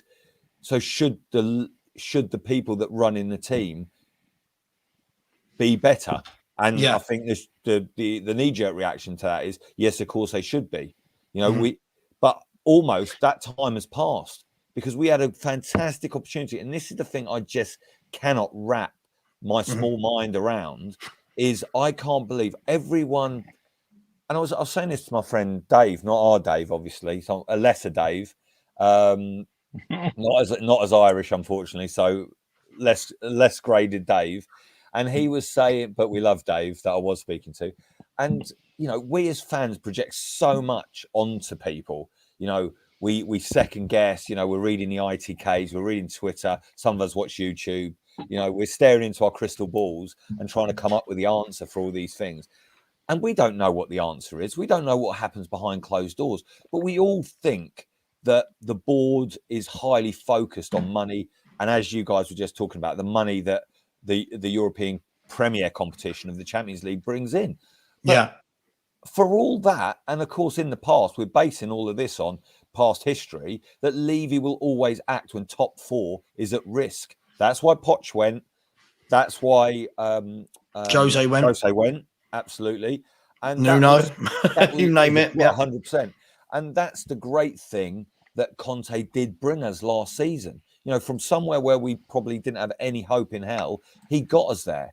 And you just think to yourself, why is Levy now taking such a sort of hand off the tiller approach to things? I just cannot believe we've been allowed to listlessly drift across, the waterfall like we have. And the season is literally gone over the edge and we are screaming down to the bottom of a waterfall. That is exactly where we are at the moment.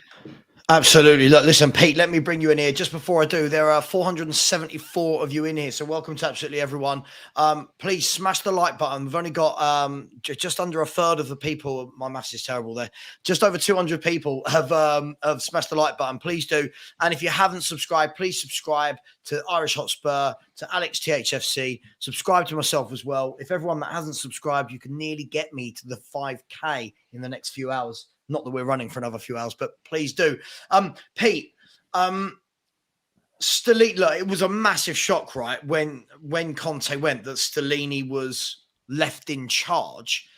Is that worse than the fact that he sacked another manager, in your opinion? The fact that it wasn't a complete clear out, or is it just that there isn't anybody else available right now? Yeah, she got rid of him as well. I don't know. I've never seen that.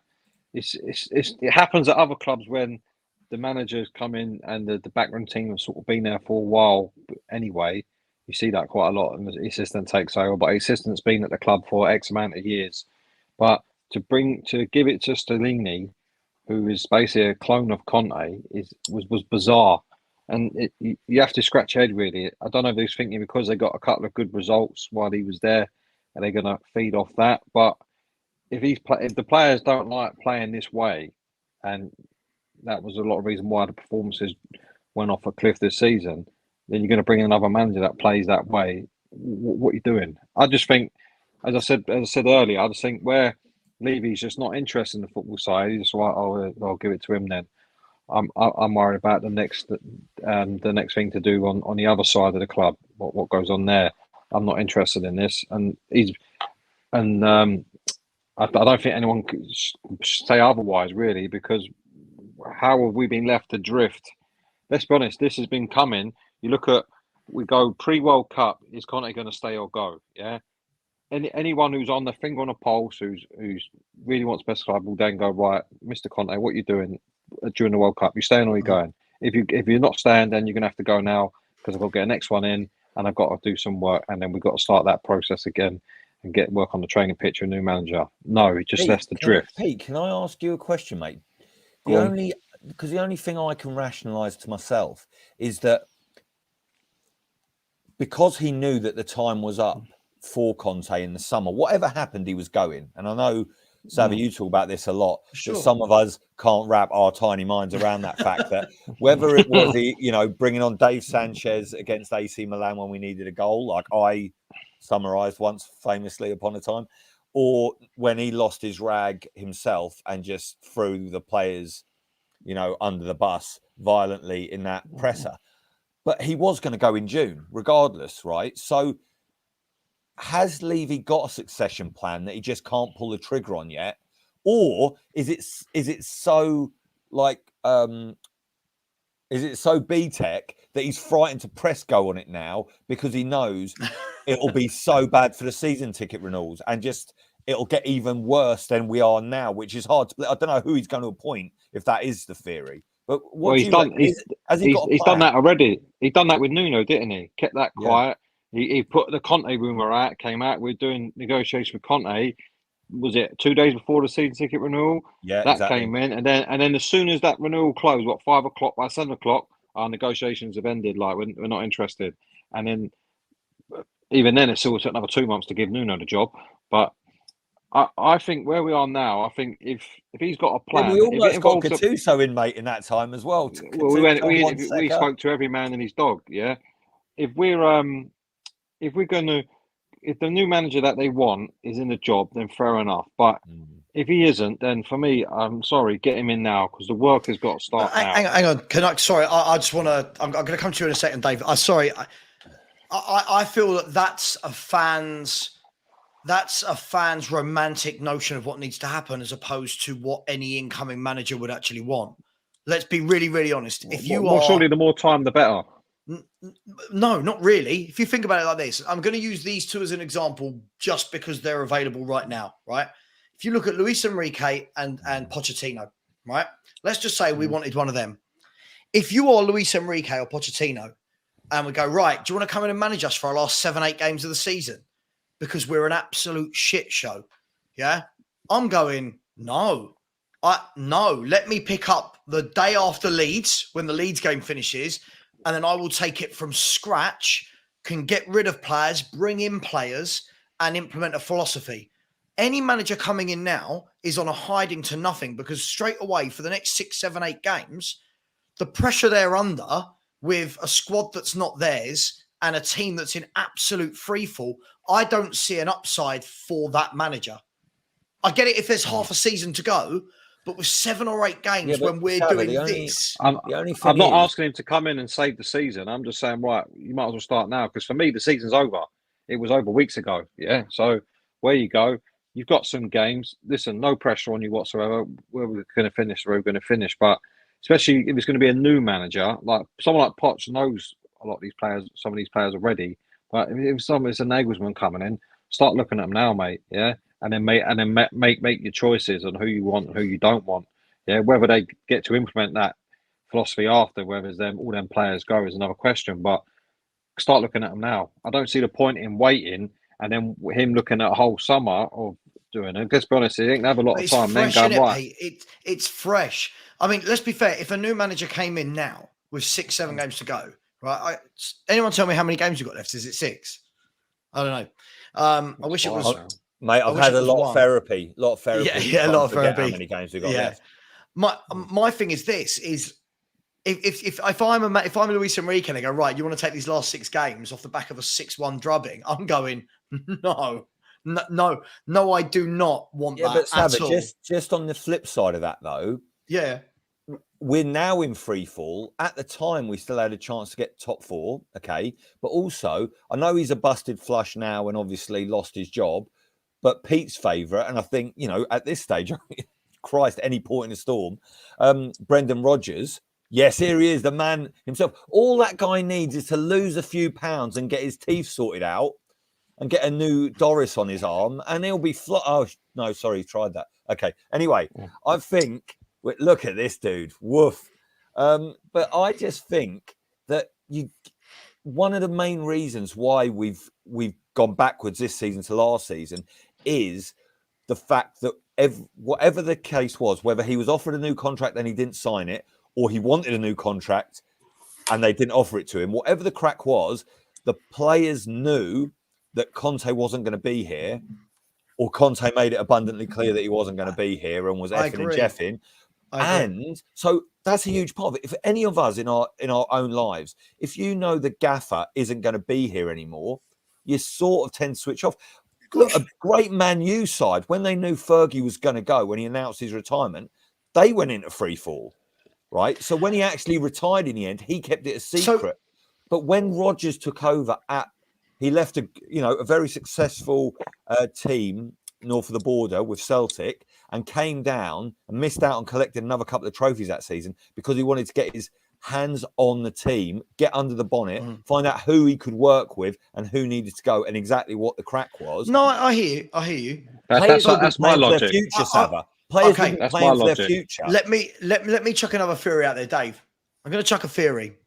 Don't shoot me. I'm just chucking a theory for debate, right? Otherwise, this life would be boring. Could it be that the aim wasn't to sack Conte when it happened, but that he's just not well enough?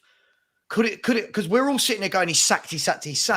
Could it be that because hear me out, he looked desperately unhealthy towards the end there, Dave? Could it be that he's literally gone in for a meeting with Levy and been like, I'm not well enough to do this. I have to keep going back to Italy. I'm not well. I need to step away. And the immediate thing was, hang on, we haven't got a plan for this. Right. Okay. I will step away, but Stellini will continue to the end of the season when I was going to go anyway. Could it be that? Look, I think the plan was to continue it out to the end of the season, a marriage of convenience to the end of the season. I think they sort of agreed that for me when the contract wasn't signed over the World Cup. I highlighted that, not signing the contract over the World Cup doesn't sit right with me. I could foresee the problems. Even to what Phil P said, I was saying at the time, by him not signing that contract, coming into the after December and all coming towards the back in the season, you're going to see the drop off in performance because it's natural. You know, when your boss isn't there, you start to piss about and take it easy until the next guy comes in. You try and get away with what you can, and it's like, look, for me, I think it was a marriage of convenience to the end of the season. I think people in the club knew that maybe switching to a back four was a huge problem, or that we couldn't do it. And I think they realised that, you know, although a back five isn't much better, at least we weren't out of the game after 8 minutes in some of the games. And I think, look, they sort of said, we've given it to Mason before, let's give it to Stellini, sort of persist. When he stepped in, some of the results have been good, they've been decent, and, why not give him a crack? But the reality is, it wouldn't surprise me if he was told by Conte, persist with the same stuff and show them exactly what I said was true. It would not surprise me. Possibly. I mean, look, for me, I think it's probably more along the lines of, we would have been looking for a new manager anyway. I think it was always, look, it's easy to say in hindsight, but I would also like to just put it out there that I have said this ever since he took the job 18 months ago, that this is never going beyond the 18 months. This is what Conte does. He goes to clubs. He's not there very long, especially if it's a club like Tottenham Hotspur working with an owner like Levy, and he moves on. So, Alex, could it be then that we've got the idea, like I think either Phil said it or Pete said it, someone said it, that we've got the idea of who we want. There is a plan in place, but that we can't pull the trigger because that manager might be in a job, i.e.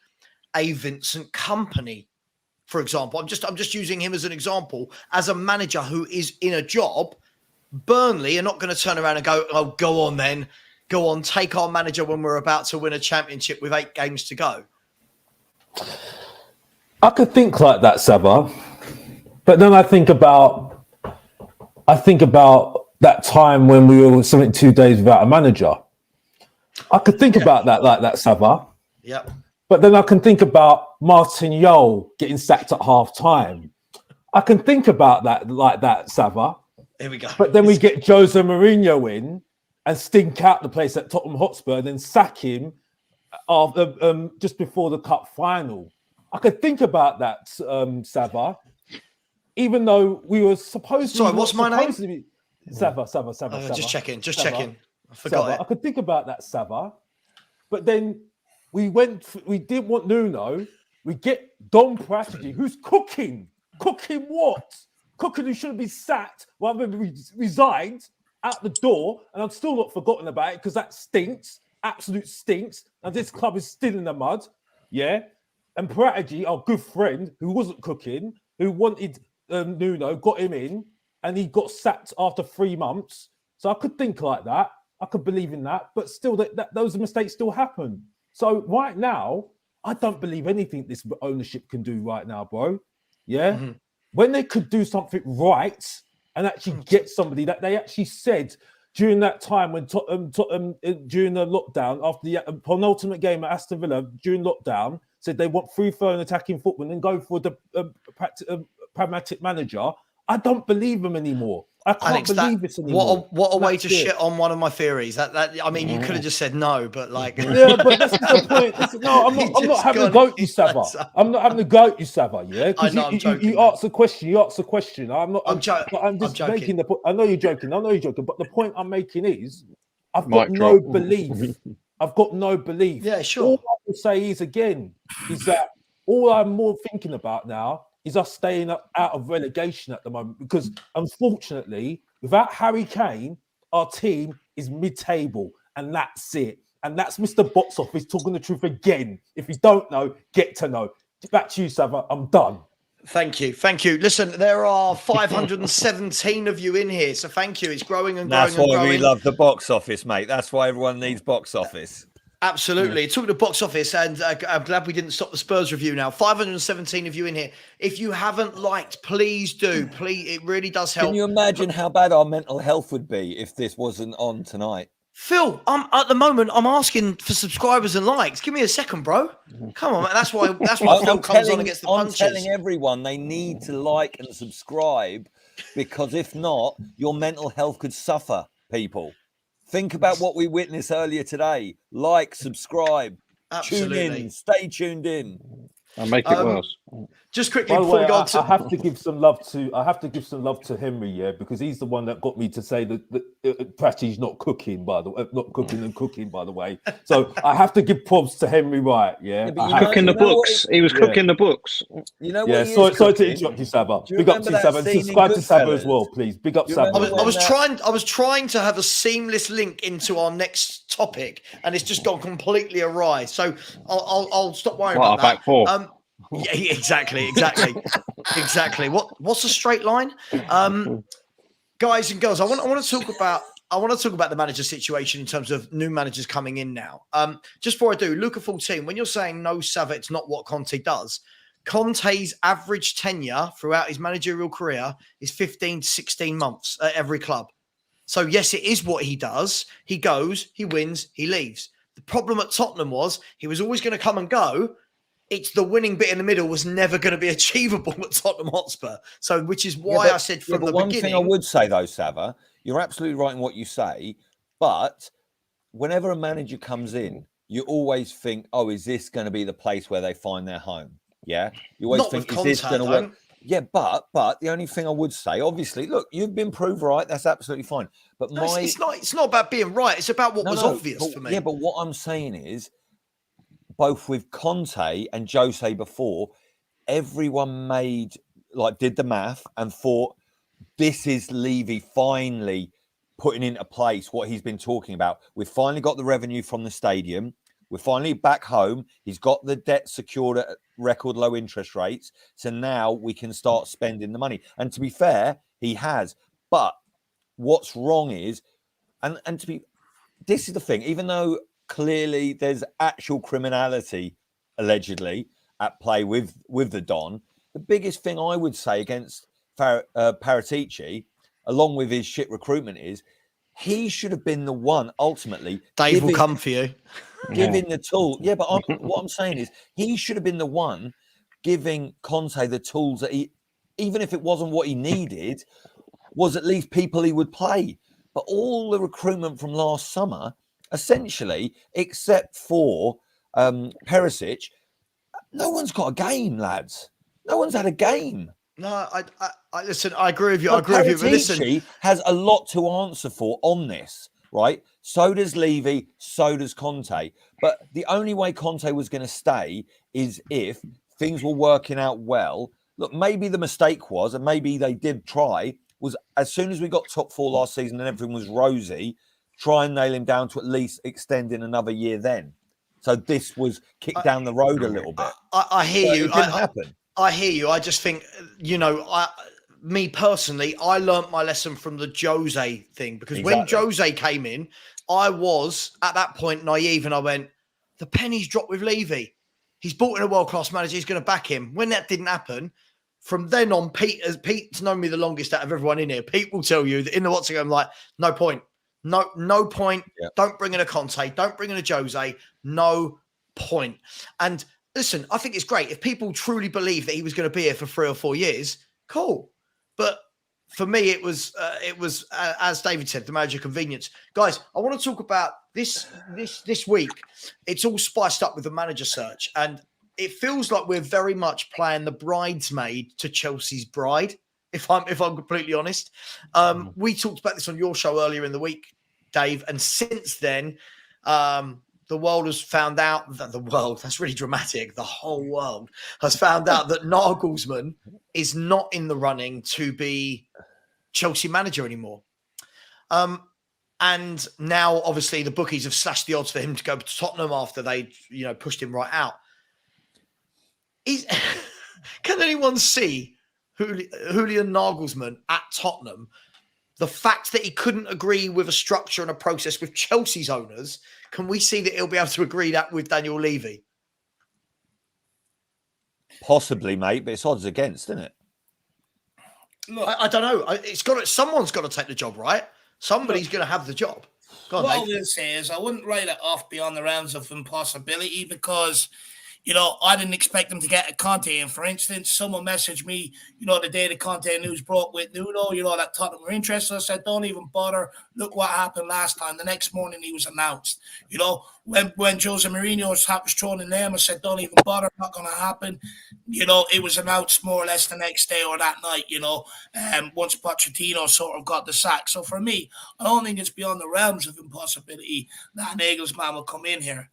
However, if you haven't, go over and watch the video that I done on Nagelsmann yesterday. I'm just going to bring something up from that video. For me, I question, is Nagelsmann the right guy? And not because of his coaching and stuff like that. I think he's a decent coach.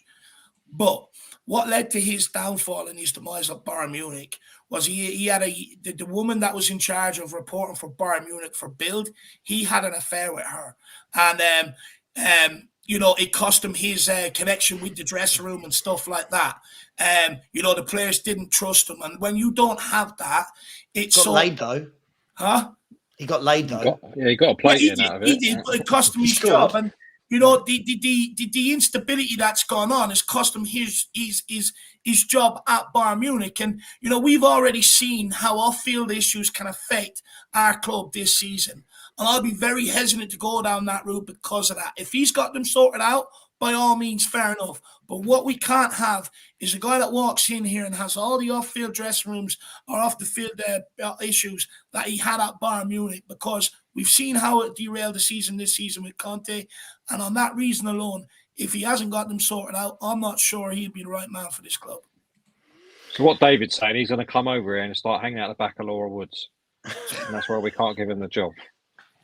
No, to be fair, if that happened, I think in the Spurs dressing room, he'd probably get get ticks for that, yeah.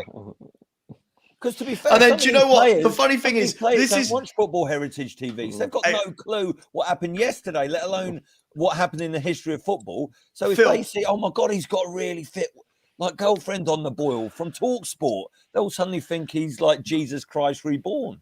Our fans are so tribal though that, like, if that happened with Laura Woods, I'd be like, get in, mate. She's nice. Yeah. Our fans be like, nah, don't rate it. She's Arsenal. Yeah, couldn't have what that. Our fans are doing that. She's Arsenal. She's a gooner. But mate. Listen, people get into all sorts of fetish stuff when they get online and start searching for things. You know what I mean? They might search in. You're speaking about yourself. Guilt. Even Kim K's Pornhub. You know what I mean? We respect Laura Woods, by the way. We do respect Laura Woods. Oh yeah, Laura Woods is wicked. She's a good presenter. We all respect Laura Woods, by the way, just so we can just Spurs in the mud. No, big up Woodsy, yeah. Yeah, big up Woodsy. Yeah, big up Woodsy. But bringing this back to football, I mean, look, the only reason I use Nagelsmann is he is a manager that's in fashion, so to speak. He has come from Bayern Munich. Everyone was saying that he was going to be Chelsea manager. That's fallen apart for them, and now I don't even know who Chelsea are talking to now or who they're going to get. But if it's not him, realistically, who do we think we're going to get? Because you've got two types of people. You've got the people that want, hang on, Phil. You've got the people that want your Gallardos and they want the Nagelsmanns and they want the Ruben Amarons. And then you've got people that want, then you've got Pete and his crew that want a Brendan Rodgers. Realistically, is it going to be a very underwhelming appointment, Alex, the next manager that comes into this club? I would like to think they're going to get it right, but again, I say again, I've got no belief in them, Sava. I've got absolutely no belief. I've got this bad feeling we're going to be out trying to find a manager well into the summer next season, in the summer at the end of the season, after the end of the season. I've got to be honest, because it's got that feeling. You know what I mean? The fact that didn't even sound out Pochettino, right? Doesn't make me. And listen, I'm not saying. Why would they? I know, but but the point I'm making let's have the Poch chat. Why would they? I get where people are coming from, but I think it's just but unfortunately, the point should be right. Okay, even if they rule it out straight away, the fact that he's not in consideration when he is a manager with Premier League experience that's just gone from PSG, if his name wasn't Pochettino, his name would be on the list. The thing is, though, if you're Daniel Levy, why would you bring him back in? It undermines his position as chairman, because it's all the money that he spent on players, managers, etc. It's all been one big waste of time. And since he sacked them, it's completely fallen apart. The wheels have come off. So why would Daniel Levy bring in Pochettino? Undermines him. He's never going to do it. Well, this is what I said. He'd have all the power as well. He just want to get in the door. He has an affiliation with the club. He would have came back if you asked him. I don't think he would. Why would he? I actually think, right, whether it turns out to be right, wrong, or indifferent, or if it upsets people, apologies. But I actually respect Levy a bit for not going back there, because in the end, I was so nailed on that he would go for Poch, because it would just shut a lot of us up. Yeah. It would just, to be fair, it would build a lot of bridges maybe back with a certain element of fan base, and maybe it is what we need to sort of just get everyone together and back on board. But just to go back to an earlier point, why would Nagelsmann take the job? Big up BavarianFootballWorks.com. Nagelsmann reportedly earns somewhere between 8 and 9 million euros annually, and has a contract until 2026. And when Spurs pay 15 million pounds annually, when you're expected to win all and just maybe qualify for the Champions League, la-di-da, that's a lot of tight Levi's, gentlemen. So get the night bus down to North 17 ASAP, Mr. Nagelsmann. But look, I mean, look, let's have this chat then. By the way, we're going to go for another 20 minutes and then call it a night. I'm not doing 3-4 hour streams. Look, the Nagelsmann piece for me as well is, I think, even though the guy's coming from Bayern Munich, I think he's still so young that I don't think a bad spell at Tottenham's going to harm his career. If we actually look at all these managers that come to Spurs, we say it's bad for their career. But listen, Jose came, left, has since won a European trophy, now is 180 minutes away from winning another European trophy and getting Champions League football with Roma. Conte will, whether he takes a break or whatever, he will end up winning trophies again. Yeah. Even Nuno has gone somewhere else. He's won a trophy. So Redknapp, didn't he win a trophy at Portsmouth? Am I right in saying that? Or was that before? Sorry, I'll take that one back. But I don't think it will harm Nagelsmann. The problem for me with this whole, I can't believe he didn't go and speak to Poch. I think Dave's spot on. Everyone knows Daniel Levy. Everyone knows his ego. What part did people think that he'd turn around and go, you know what? Hi, Maurizio. Sorry. I'm really sorry. Would you come back? And then if Maurizio said yes, then you go, you've got no backbone. But Saba, the point I'm making is, though, right, he hasn't proved himself right with sacking him all that time since, because since then, the football has been absolutely awful. And everyone's going back to Poch, because if the football is actually better with other managers, okay, we wouldn't be thinking about Poch. So if Poch goes to Chelsea... Some of us aren't, though. Some of us aren't, Alex. Some of you have this crush on him. But the point I'm making is, though, Saba, is that if he's going to shut us up, go and get a manager and have a plan and make us not think about Poch. Give us a reason not to think about Poch. You get what I'm saying? Why are we thinking about Poch? Yeah, because you still haven't told me. Yeah, because the thing is, because the fact is, okay, that was the last time we had a team of players that were working well together and we had a good team. Yeah, okay, it went wrong at the end. Okay, but he got us through a lot of bad times as well. Okay, when he didn't fuss about it. Yes, towards the end he did, but that's the point. But the fact is, Sava, okay, right, and the fans are allowed to think like this at the end of the day, but Levy has not given us a reason not to think about Poch. Now, if he gave us a reason, I disagree. If he gave us a manager and gave us football and gave us things success, we wouldn't be thinking about Poch.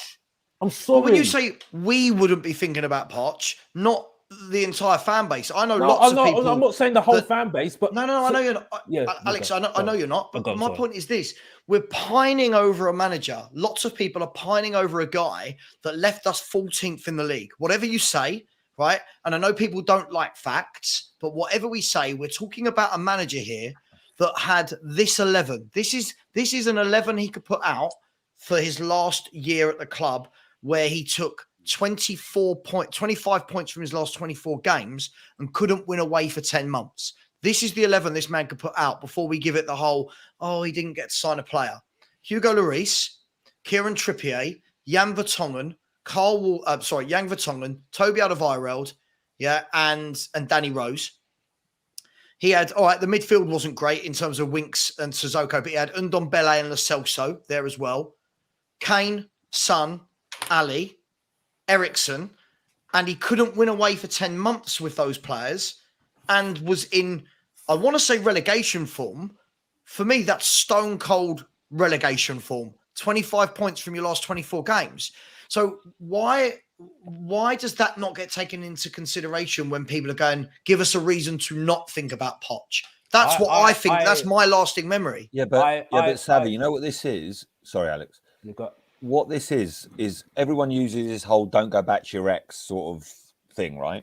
Yeah. If you use that same analogy, what this is like is we were with someone and we had a great relationship for 6 years. There were some highs, there were some lows. You know, the family liked them. You know, the family liked us better when we were with them. All that sort of stuff covered over the tracks that we're an arsehole, basically. But then at the end, it was a complete horror show, and it was right that we split up. But now they've gone somewhere else. So with a really rich, successful French boyfriend for a while, and it didn't work out. But now they're single again, single and ready to mingle. Now they want to come back to the lad that lives on the council estate in North London. We split up with someone. They keep putting on Insta that they're on holiday, saying just chilling or whatever. And we're split up. We're like staying up late watching crap on TV and drinking too much lager and eating cold Chinese takeaways, and we're suddenly looking back through the old photos going, maybe life wasn't too bad, maybe it wasn't all the crap at the end, maybe we should think about, you know, the 5 years before the final 12 months. So look, if we were in to Alex's is this point, about Spurs, or is this is your life? The red book's going to come out any minute now. Phil P, this is your life. No, look, mate, I'm happily married, you know what I mean? But before I was happily married, some of these things might have been true, Pete. Yeah, Mrs. P, brilliant, God love her. But to Alex's point, if we were in a successful, loving relationship with another partner and things were going swimmingly and we were doing bits at work and we were going on great holidays and life was sweet and we had a nice wedding planned, we would not be thinking about our ex. Do you know what I mean? It wouldn't even be on the table. No one would be considering it. No auntie's coming up to us. No auntie's coming up to me at the Greek wedding saying, Philip, what happened to that ex-girlfriend? Well, no, yeah, but Phil, hang on. Can we? Let's bring back. This isn't girlfriends though, right? This is football, right? I don't know any other club. I'm so fed up with the whole. I kind of want Poch to go to Chelsea at the moment, so it can shut up some of our fans about Pochettino. It won't. Right? Hang on. It'll make it worse, mate. Hang on. Let me finish. If he goes to Chelsea and you fans still pine after him, that says more about you than it does about our football club. Don't blame the fans, mate. No, hang on. Listen, let me finish, right? We're pining after a bloke that, let's get it clear, didn't get over the line. I understand if he was Arsene Wenger or Ferguson and he won things and we went, brilliant. The guy couldn't get over the line. And people don't like that fact, but he couldn't. Pete, where do you stand with this? Because I don't think you're a Poch, please come back and I'll give you a cuddle and a kiss kind of guy, are you? No, I think, you know how I feel about it. If he comes back, he comes back. I think it's far too soon for him. Would I like to see him back at some point? Yes. Do I think it should be now? No. But I can also see a potential upside if he does come back in terms of sort of how he can be a healer for the club. The fans will be happy, then that might transmit onto the pitch, blah, blah, blah, blah. But if you're asking me now, would you like him over the other candidates? I'd say no. I think it's far too soon for that. And we need to we need to let it go a bit. I mean, it goes on for far too long. I get what Alex is saying to a degree, where there's not been that connection or anything remotely similar since he went. So that's why we keep going back there in terms of a lot of fans do. I get that. But at the same time, you're never going to be prepared to accept anything new if you keep thinking about what happened before all the time. So everyone has to move on. And we just need to go, right, what's done is done. If that happens again, what will be will be. If he's destined to manage his club again, he will. Yeah. Can I say something? He's only young. There's plenty of time for that to happen. If it's going to happen, it will happen. Can I say something though? The problem I have with that is saying that you're saying that we need to move on. Well, Daniel Levy needs to do something to get us to move on. If you're gonna, I agree. I just said I agree with what you're saying. I said I agree with what you're saying. I'm not having a go at you. I'm not having a go at you. But the point I'm making is because I can't do nothing about this team. All I can do is watch and support. That's all I can do. And Daniel Levy and the management haven't sorted it out at the end of the day. You know what I mean? They could have sacked Pochettino that season after we got to the Champions League final, and then we could have brought in Mourinho then, and we would not have been 14th.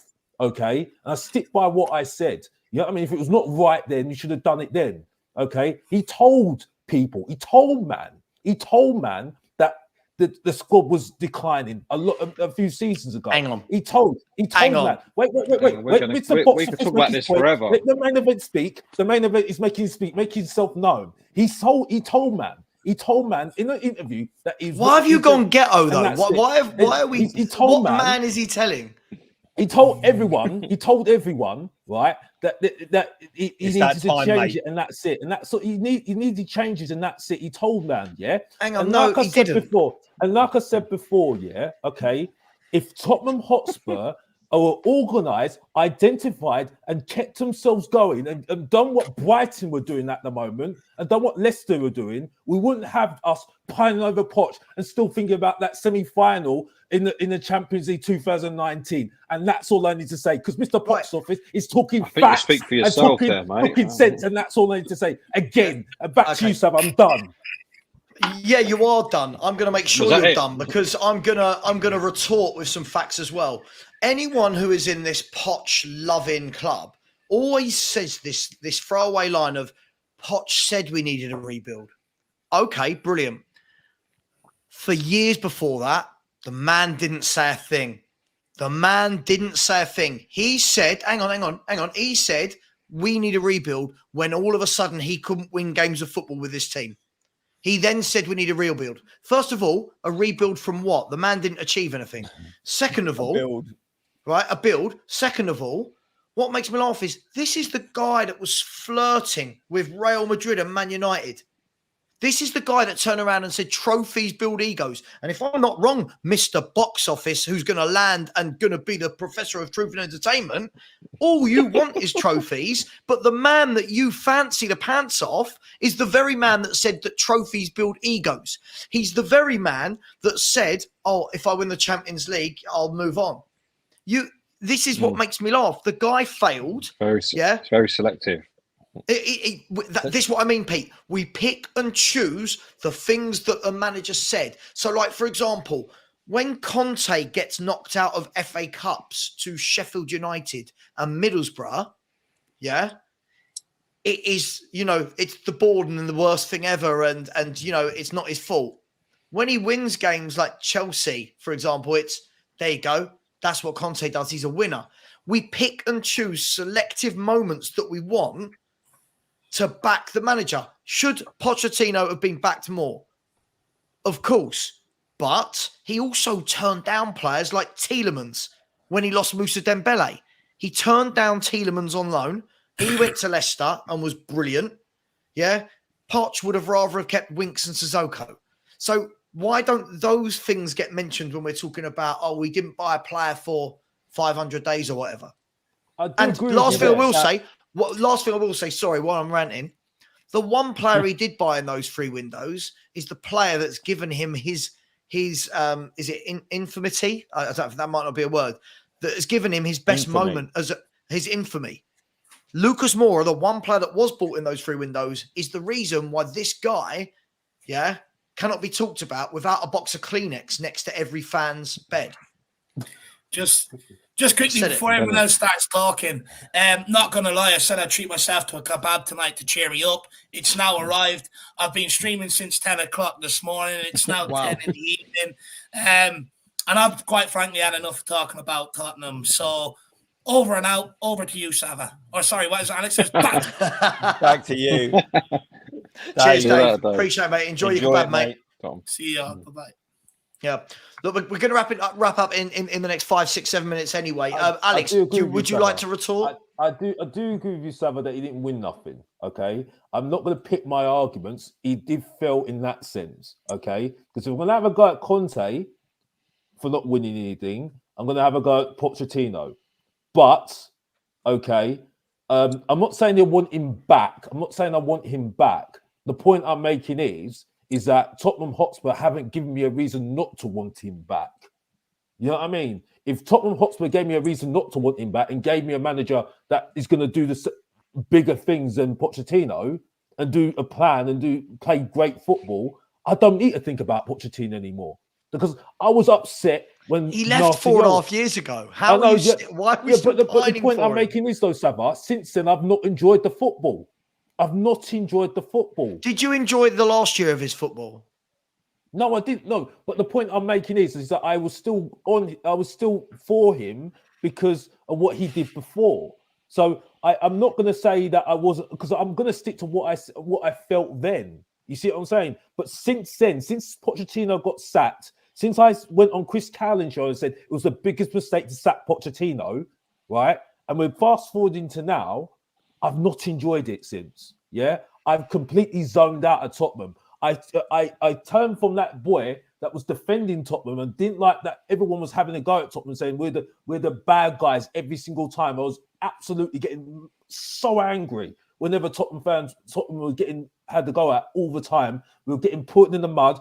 Every single time Arsenal were beating us, every single time we were getting thrashed, everybody had to go at us every single time. I absolutely hated it ever since I was a kid. Absolutely hated it. To saying, I've had enough of this. I've literally had enough of this. And that was it. One thing about Poch, right? Two things. One, I'm actually not keen on getting him back at all. And I think he did need to go when he went.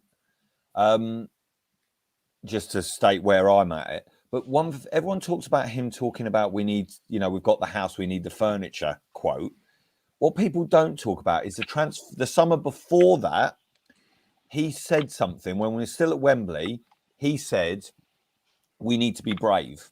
And the inference there was that we needed to be brave in a transfer window. We needed to push the boat out. What happened next was he got his bumper salary increase and got put on a major contract. Kane got put in his first 200 grand a week contract. And basically everything was fine in the world thereafter. And his talk about being brave basically got shut down straight away because he got the cash. And so really, he rolled and look, God bless him. I'm not criticizing him for that. We probably all do the same thing. But if he kept the pressure up internally on Levy to get the players in, then he wouldn't have been left with an aging squad that deteriorated and the press completely collapsed. That's what happened at Spurs, right? Anyone who remembers those fateful 2 results, when we got hammered by Munich at White Hart Lane, which is the most disgusted I've ever been with Spurs in my life. And then we got absolutely slumped 3-0 away when Hugo broke his arm. And I think if a lot of us got hold of him tonight, he'd probably have another broken elbow as well. And that day, that night on British TV, for those of us that aren't in Britain, they had on the screen the pressing stats for Spurs during the Pochettino era. And the pressing stats have fallen off a cliff. We used to be number 1, number 2 in all the pressing stats and winning back possession. And we'd gone to something like 14th or 17th in the league. I'll be honest, that season. It dropped off long before then. For me, the derailment Poch came in 2 parts. One, when we saw it, was when we lost to Burnley away, when he had to go at the ref. That was it. After that, it all went downhill. But I think the key moment is, and a lot of fans forget this, where it started to go impact behind the scenes, I think, was he bought a book out and then he did slate a couple of players. He just said some bad, but Carl Walker was one of them. and there's a couple of others where he talked about what was currently the players he currently had under him. Yeah. And then Brave from New then World. it all went downhill after that book, because he's talking about it wasn't retrospective. He's talking about how it was, and he's still at that. He was still talking. The players were still there. He was still managing that club. For me, that was a massive mistake for him to do that. You don't talk about the situation you're currently in, like in a book. You do it after, and I think that's when sort of a lot of the players started to turn. And then the wheels started to come off, and then we know what happened there. But Pete, we have to move on. We have to move on. Pete, I agree with you. Look, just quickly, just to break this up, just quickly, we are going to finish the next couple of minutes. Rooksy Pop has said Spurs were so bad. Don't get how they're laughing at Arsenal, who are still well in the title race. I think Spurs need to restart as a club. He's not wrong with all of that. Hence why, you know, a lot of people that we want to laugh at Arsenal, but I feel like we should worry about what's going on in our own garden at the moment. But Rootsy Pop and Sabat, two things can be true. The only thing that's given us any joy in life at the moment is the fact that we love Spurs. They're our parent club. But I don't know about you three and everyone in the chat. I'm on loan to Man City till the end of the season. Next Wednesday is the biggest game of the season. Yeah, I get it. I get it. But we do need want them to win the league, to sort ourselves out. We need to sort ourselves out big time. Can I ask a question, guys? Because I don't know if you covered this when I wasn't tuned in earlier. Sorry about that. What do we do between now and the end of the season as fans? Because I've had a serious discussion with my dad about boycotting everything from now to the end of the season. It'll cost me a lot of money personally if I don't go to Man U, but I think we've got to draw a line in the sand. I know that the Change for Tottenham group are with the march and the rally on the 6th of May before the Palace game. They're asking people to boycott, which I think is a good idea because we've got time to get the word out, got time to organise. We can tell people, and you know, if you're on the, you know, I think it would be powerful if we all rallied and walked down the high road and then didn't go into the ground. You know, I think that the media will probably pick that up. Whereas, I don't know, maybe people are just going to, I don't know, what would be more toxic? Would it send more of a message? Is if those of us that do go to Man U, or if we do go to Man U, we're all shouting and booing and going mad? Because I can see we're going to get slumped again on Thursday.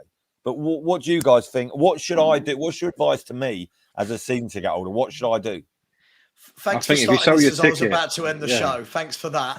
Just quickly, one word answer, Sam. If you sell your ticket, you're just going to get a stadium full of Koreans. No, I'm not going to sell my ticket, Pete. I just swallow it. That's what I'm saying. It would cost me a lot of money personally. Whatever you feel you need to do, I'd say. If you want to go to the game, go to the game. There's no template on how everyone should do it. It's horses for courses. If you still feel compelled to go and you want to watch it, that's your prerogative. You paid for it. If you want to go there and scream Levy out and this, that, and the other, that's your prerogative. Do you know what I mean? I think everyone telling everyone else what they should do, I think is slightly wrong. There's too much of that. Well, you shouldn't do this. You shouldn't do that. Let everyone else do what they want to do. So I think everyone should do what they feel. I don't tell other fans what to do, mate. Because no, I know you don't. I'm just saying, but you see plenty of it. You're out of order. You're the problem because you buy a beer in the stadium as if a couple of beers being bought is going to change everything. Do you know what I mean? Yeah, but also, Pete, the thing is, and I get we don't want to support the regime. I understand that. And me and Sean were talking about this the other day, that ultimately all we have got the power to do is withhold our money. I get that. And I know that's where you've been, Sava, on this. But there has got to be a realisation that whatever we've all been doing so far isn't enough. Whatever we've done, whether it's, you know, God bless Daigle and the lads at protest. And I've been there at some of them when I can. And it is downheartening when there's only a handful of you there, or, you know, a few tens of people there, and other people are just walking on by and going in. So I can get the energy why there's criticism for those that go. But on the other hand, you don't know what's going on. Someone could have come all the way back from Australia. And I know people in some of my WhatsApp groups, you know, they're living over in Australia, getting up at ridiculous o'clock to watch the club. And, you know, once every few years, they do manage to get home and they will go to White Hart Lane, you know, and God bless them for it. Sorry, quickly. Do you know where the best place to protest it or do anything like that if there are people going to do it? It ain't at Tottenham games. It's at NFL games. It's at the concerts.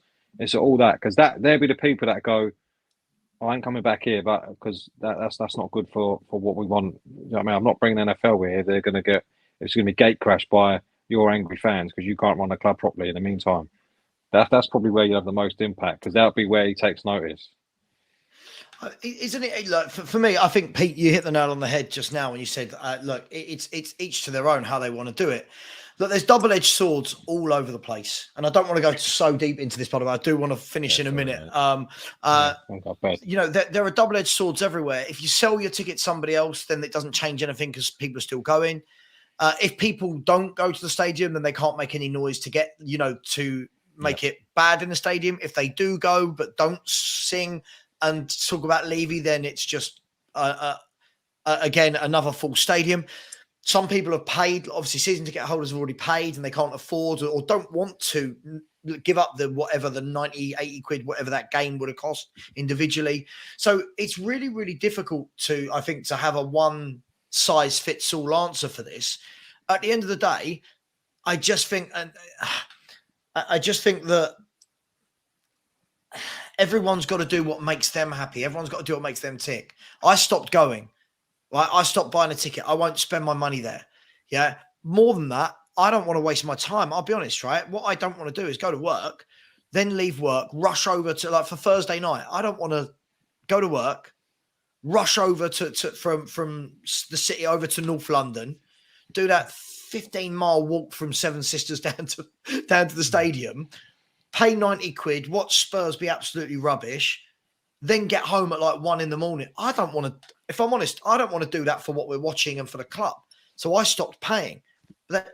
It's really difficult to say who's right or wrong. So I'm just ranting at this stage. I'm not even got an opinion. Look, sorry, I am going to stop it there, guys. I do want to end the show. Just before we do, I did miss a super chat. Love Music has said, I'm so angry. Spurs is like watching your mate die. I mean, it's a bit shit. It's a bit drastic, shit. That one. It's a bit deep, my man, but I hear you. Something's not right, definitely. And Strasbourg Steve has said, don't worry, lads. We'll smack around Arsenal at St. James in 2 weeks. Bigger picture. Go on, Strasbourg. Go on the Strasbourg. Yes, anyone want to say any last things before we stop the show? Look, I just put Brendan Rodgers. Yeah, up the Rodgers. Spurs got Rogered. Listen, I think one thing I would say, guys, is Laura Woods. It's been a chastening day for Spurs fans. Maybe Woodsy can bring us some respite if she crossed the great divide. But look, people we know have lost people recently, and my uncle passed away recently, and we buried him on Wednesday.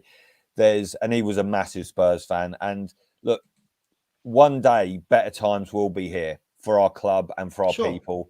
And the one thing I would implore everyone is try and put it in a bit of perspective. But when you can, try and do something. Let's not bicker amongst ourselves. I understand it.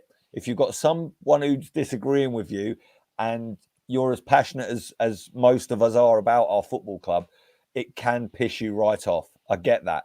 But we have got to try and come together. We have got to try. So whether it's the Levy out guys, God bless them. If you can find it in your hearts to support them, do.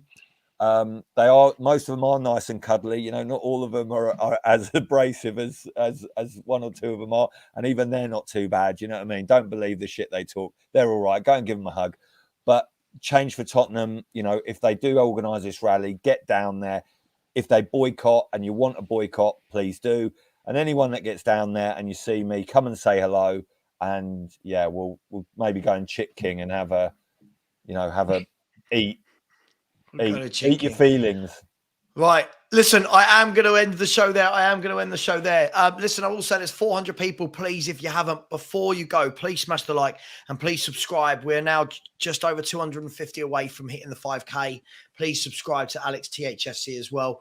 Guys and girls, thank you so much for today. Listen, it's been it's a Spursy day. It is what it is. We go again on Thursday. I'm not expecting anything from Thursday. And just as we're about to stop, I'm Dickin. Hang on. Aaron, thank you, my man, for another super chat. And that's a personal one for you, Phil. So, thank you so much. Really nice words, Aaron. Listen, we've got Man United Thursday, then we go to Liverpool. Look, let's just see if we can have some sort of council. Listen, much love, everyone. Please like, please subscribe. Take care. We'll be back next Sunday for the Spurs review. See you all soon. Thank you. Ta-ra. comes Hurst. He's got some fiddler on the pitch. They think it's all over. It is now. It's 4.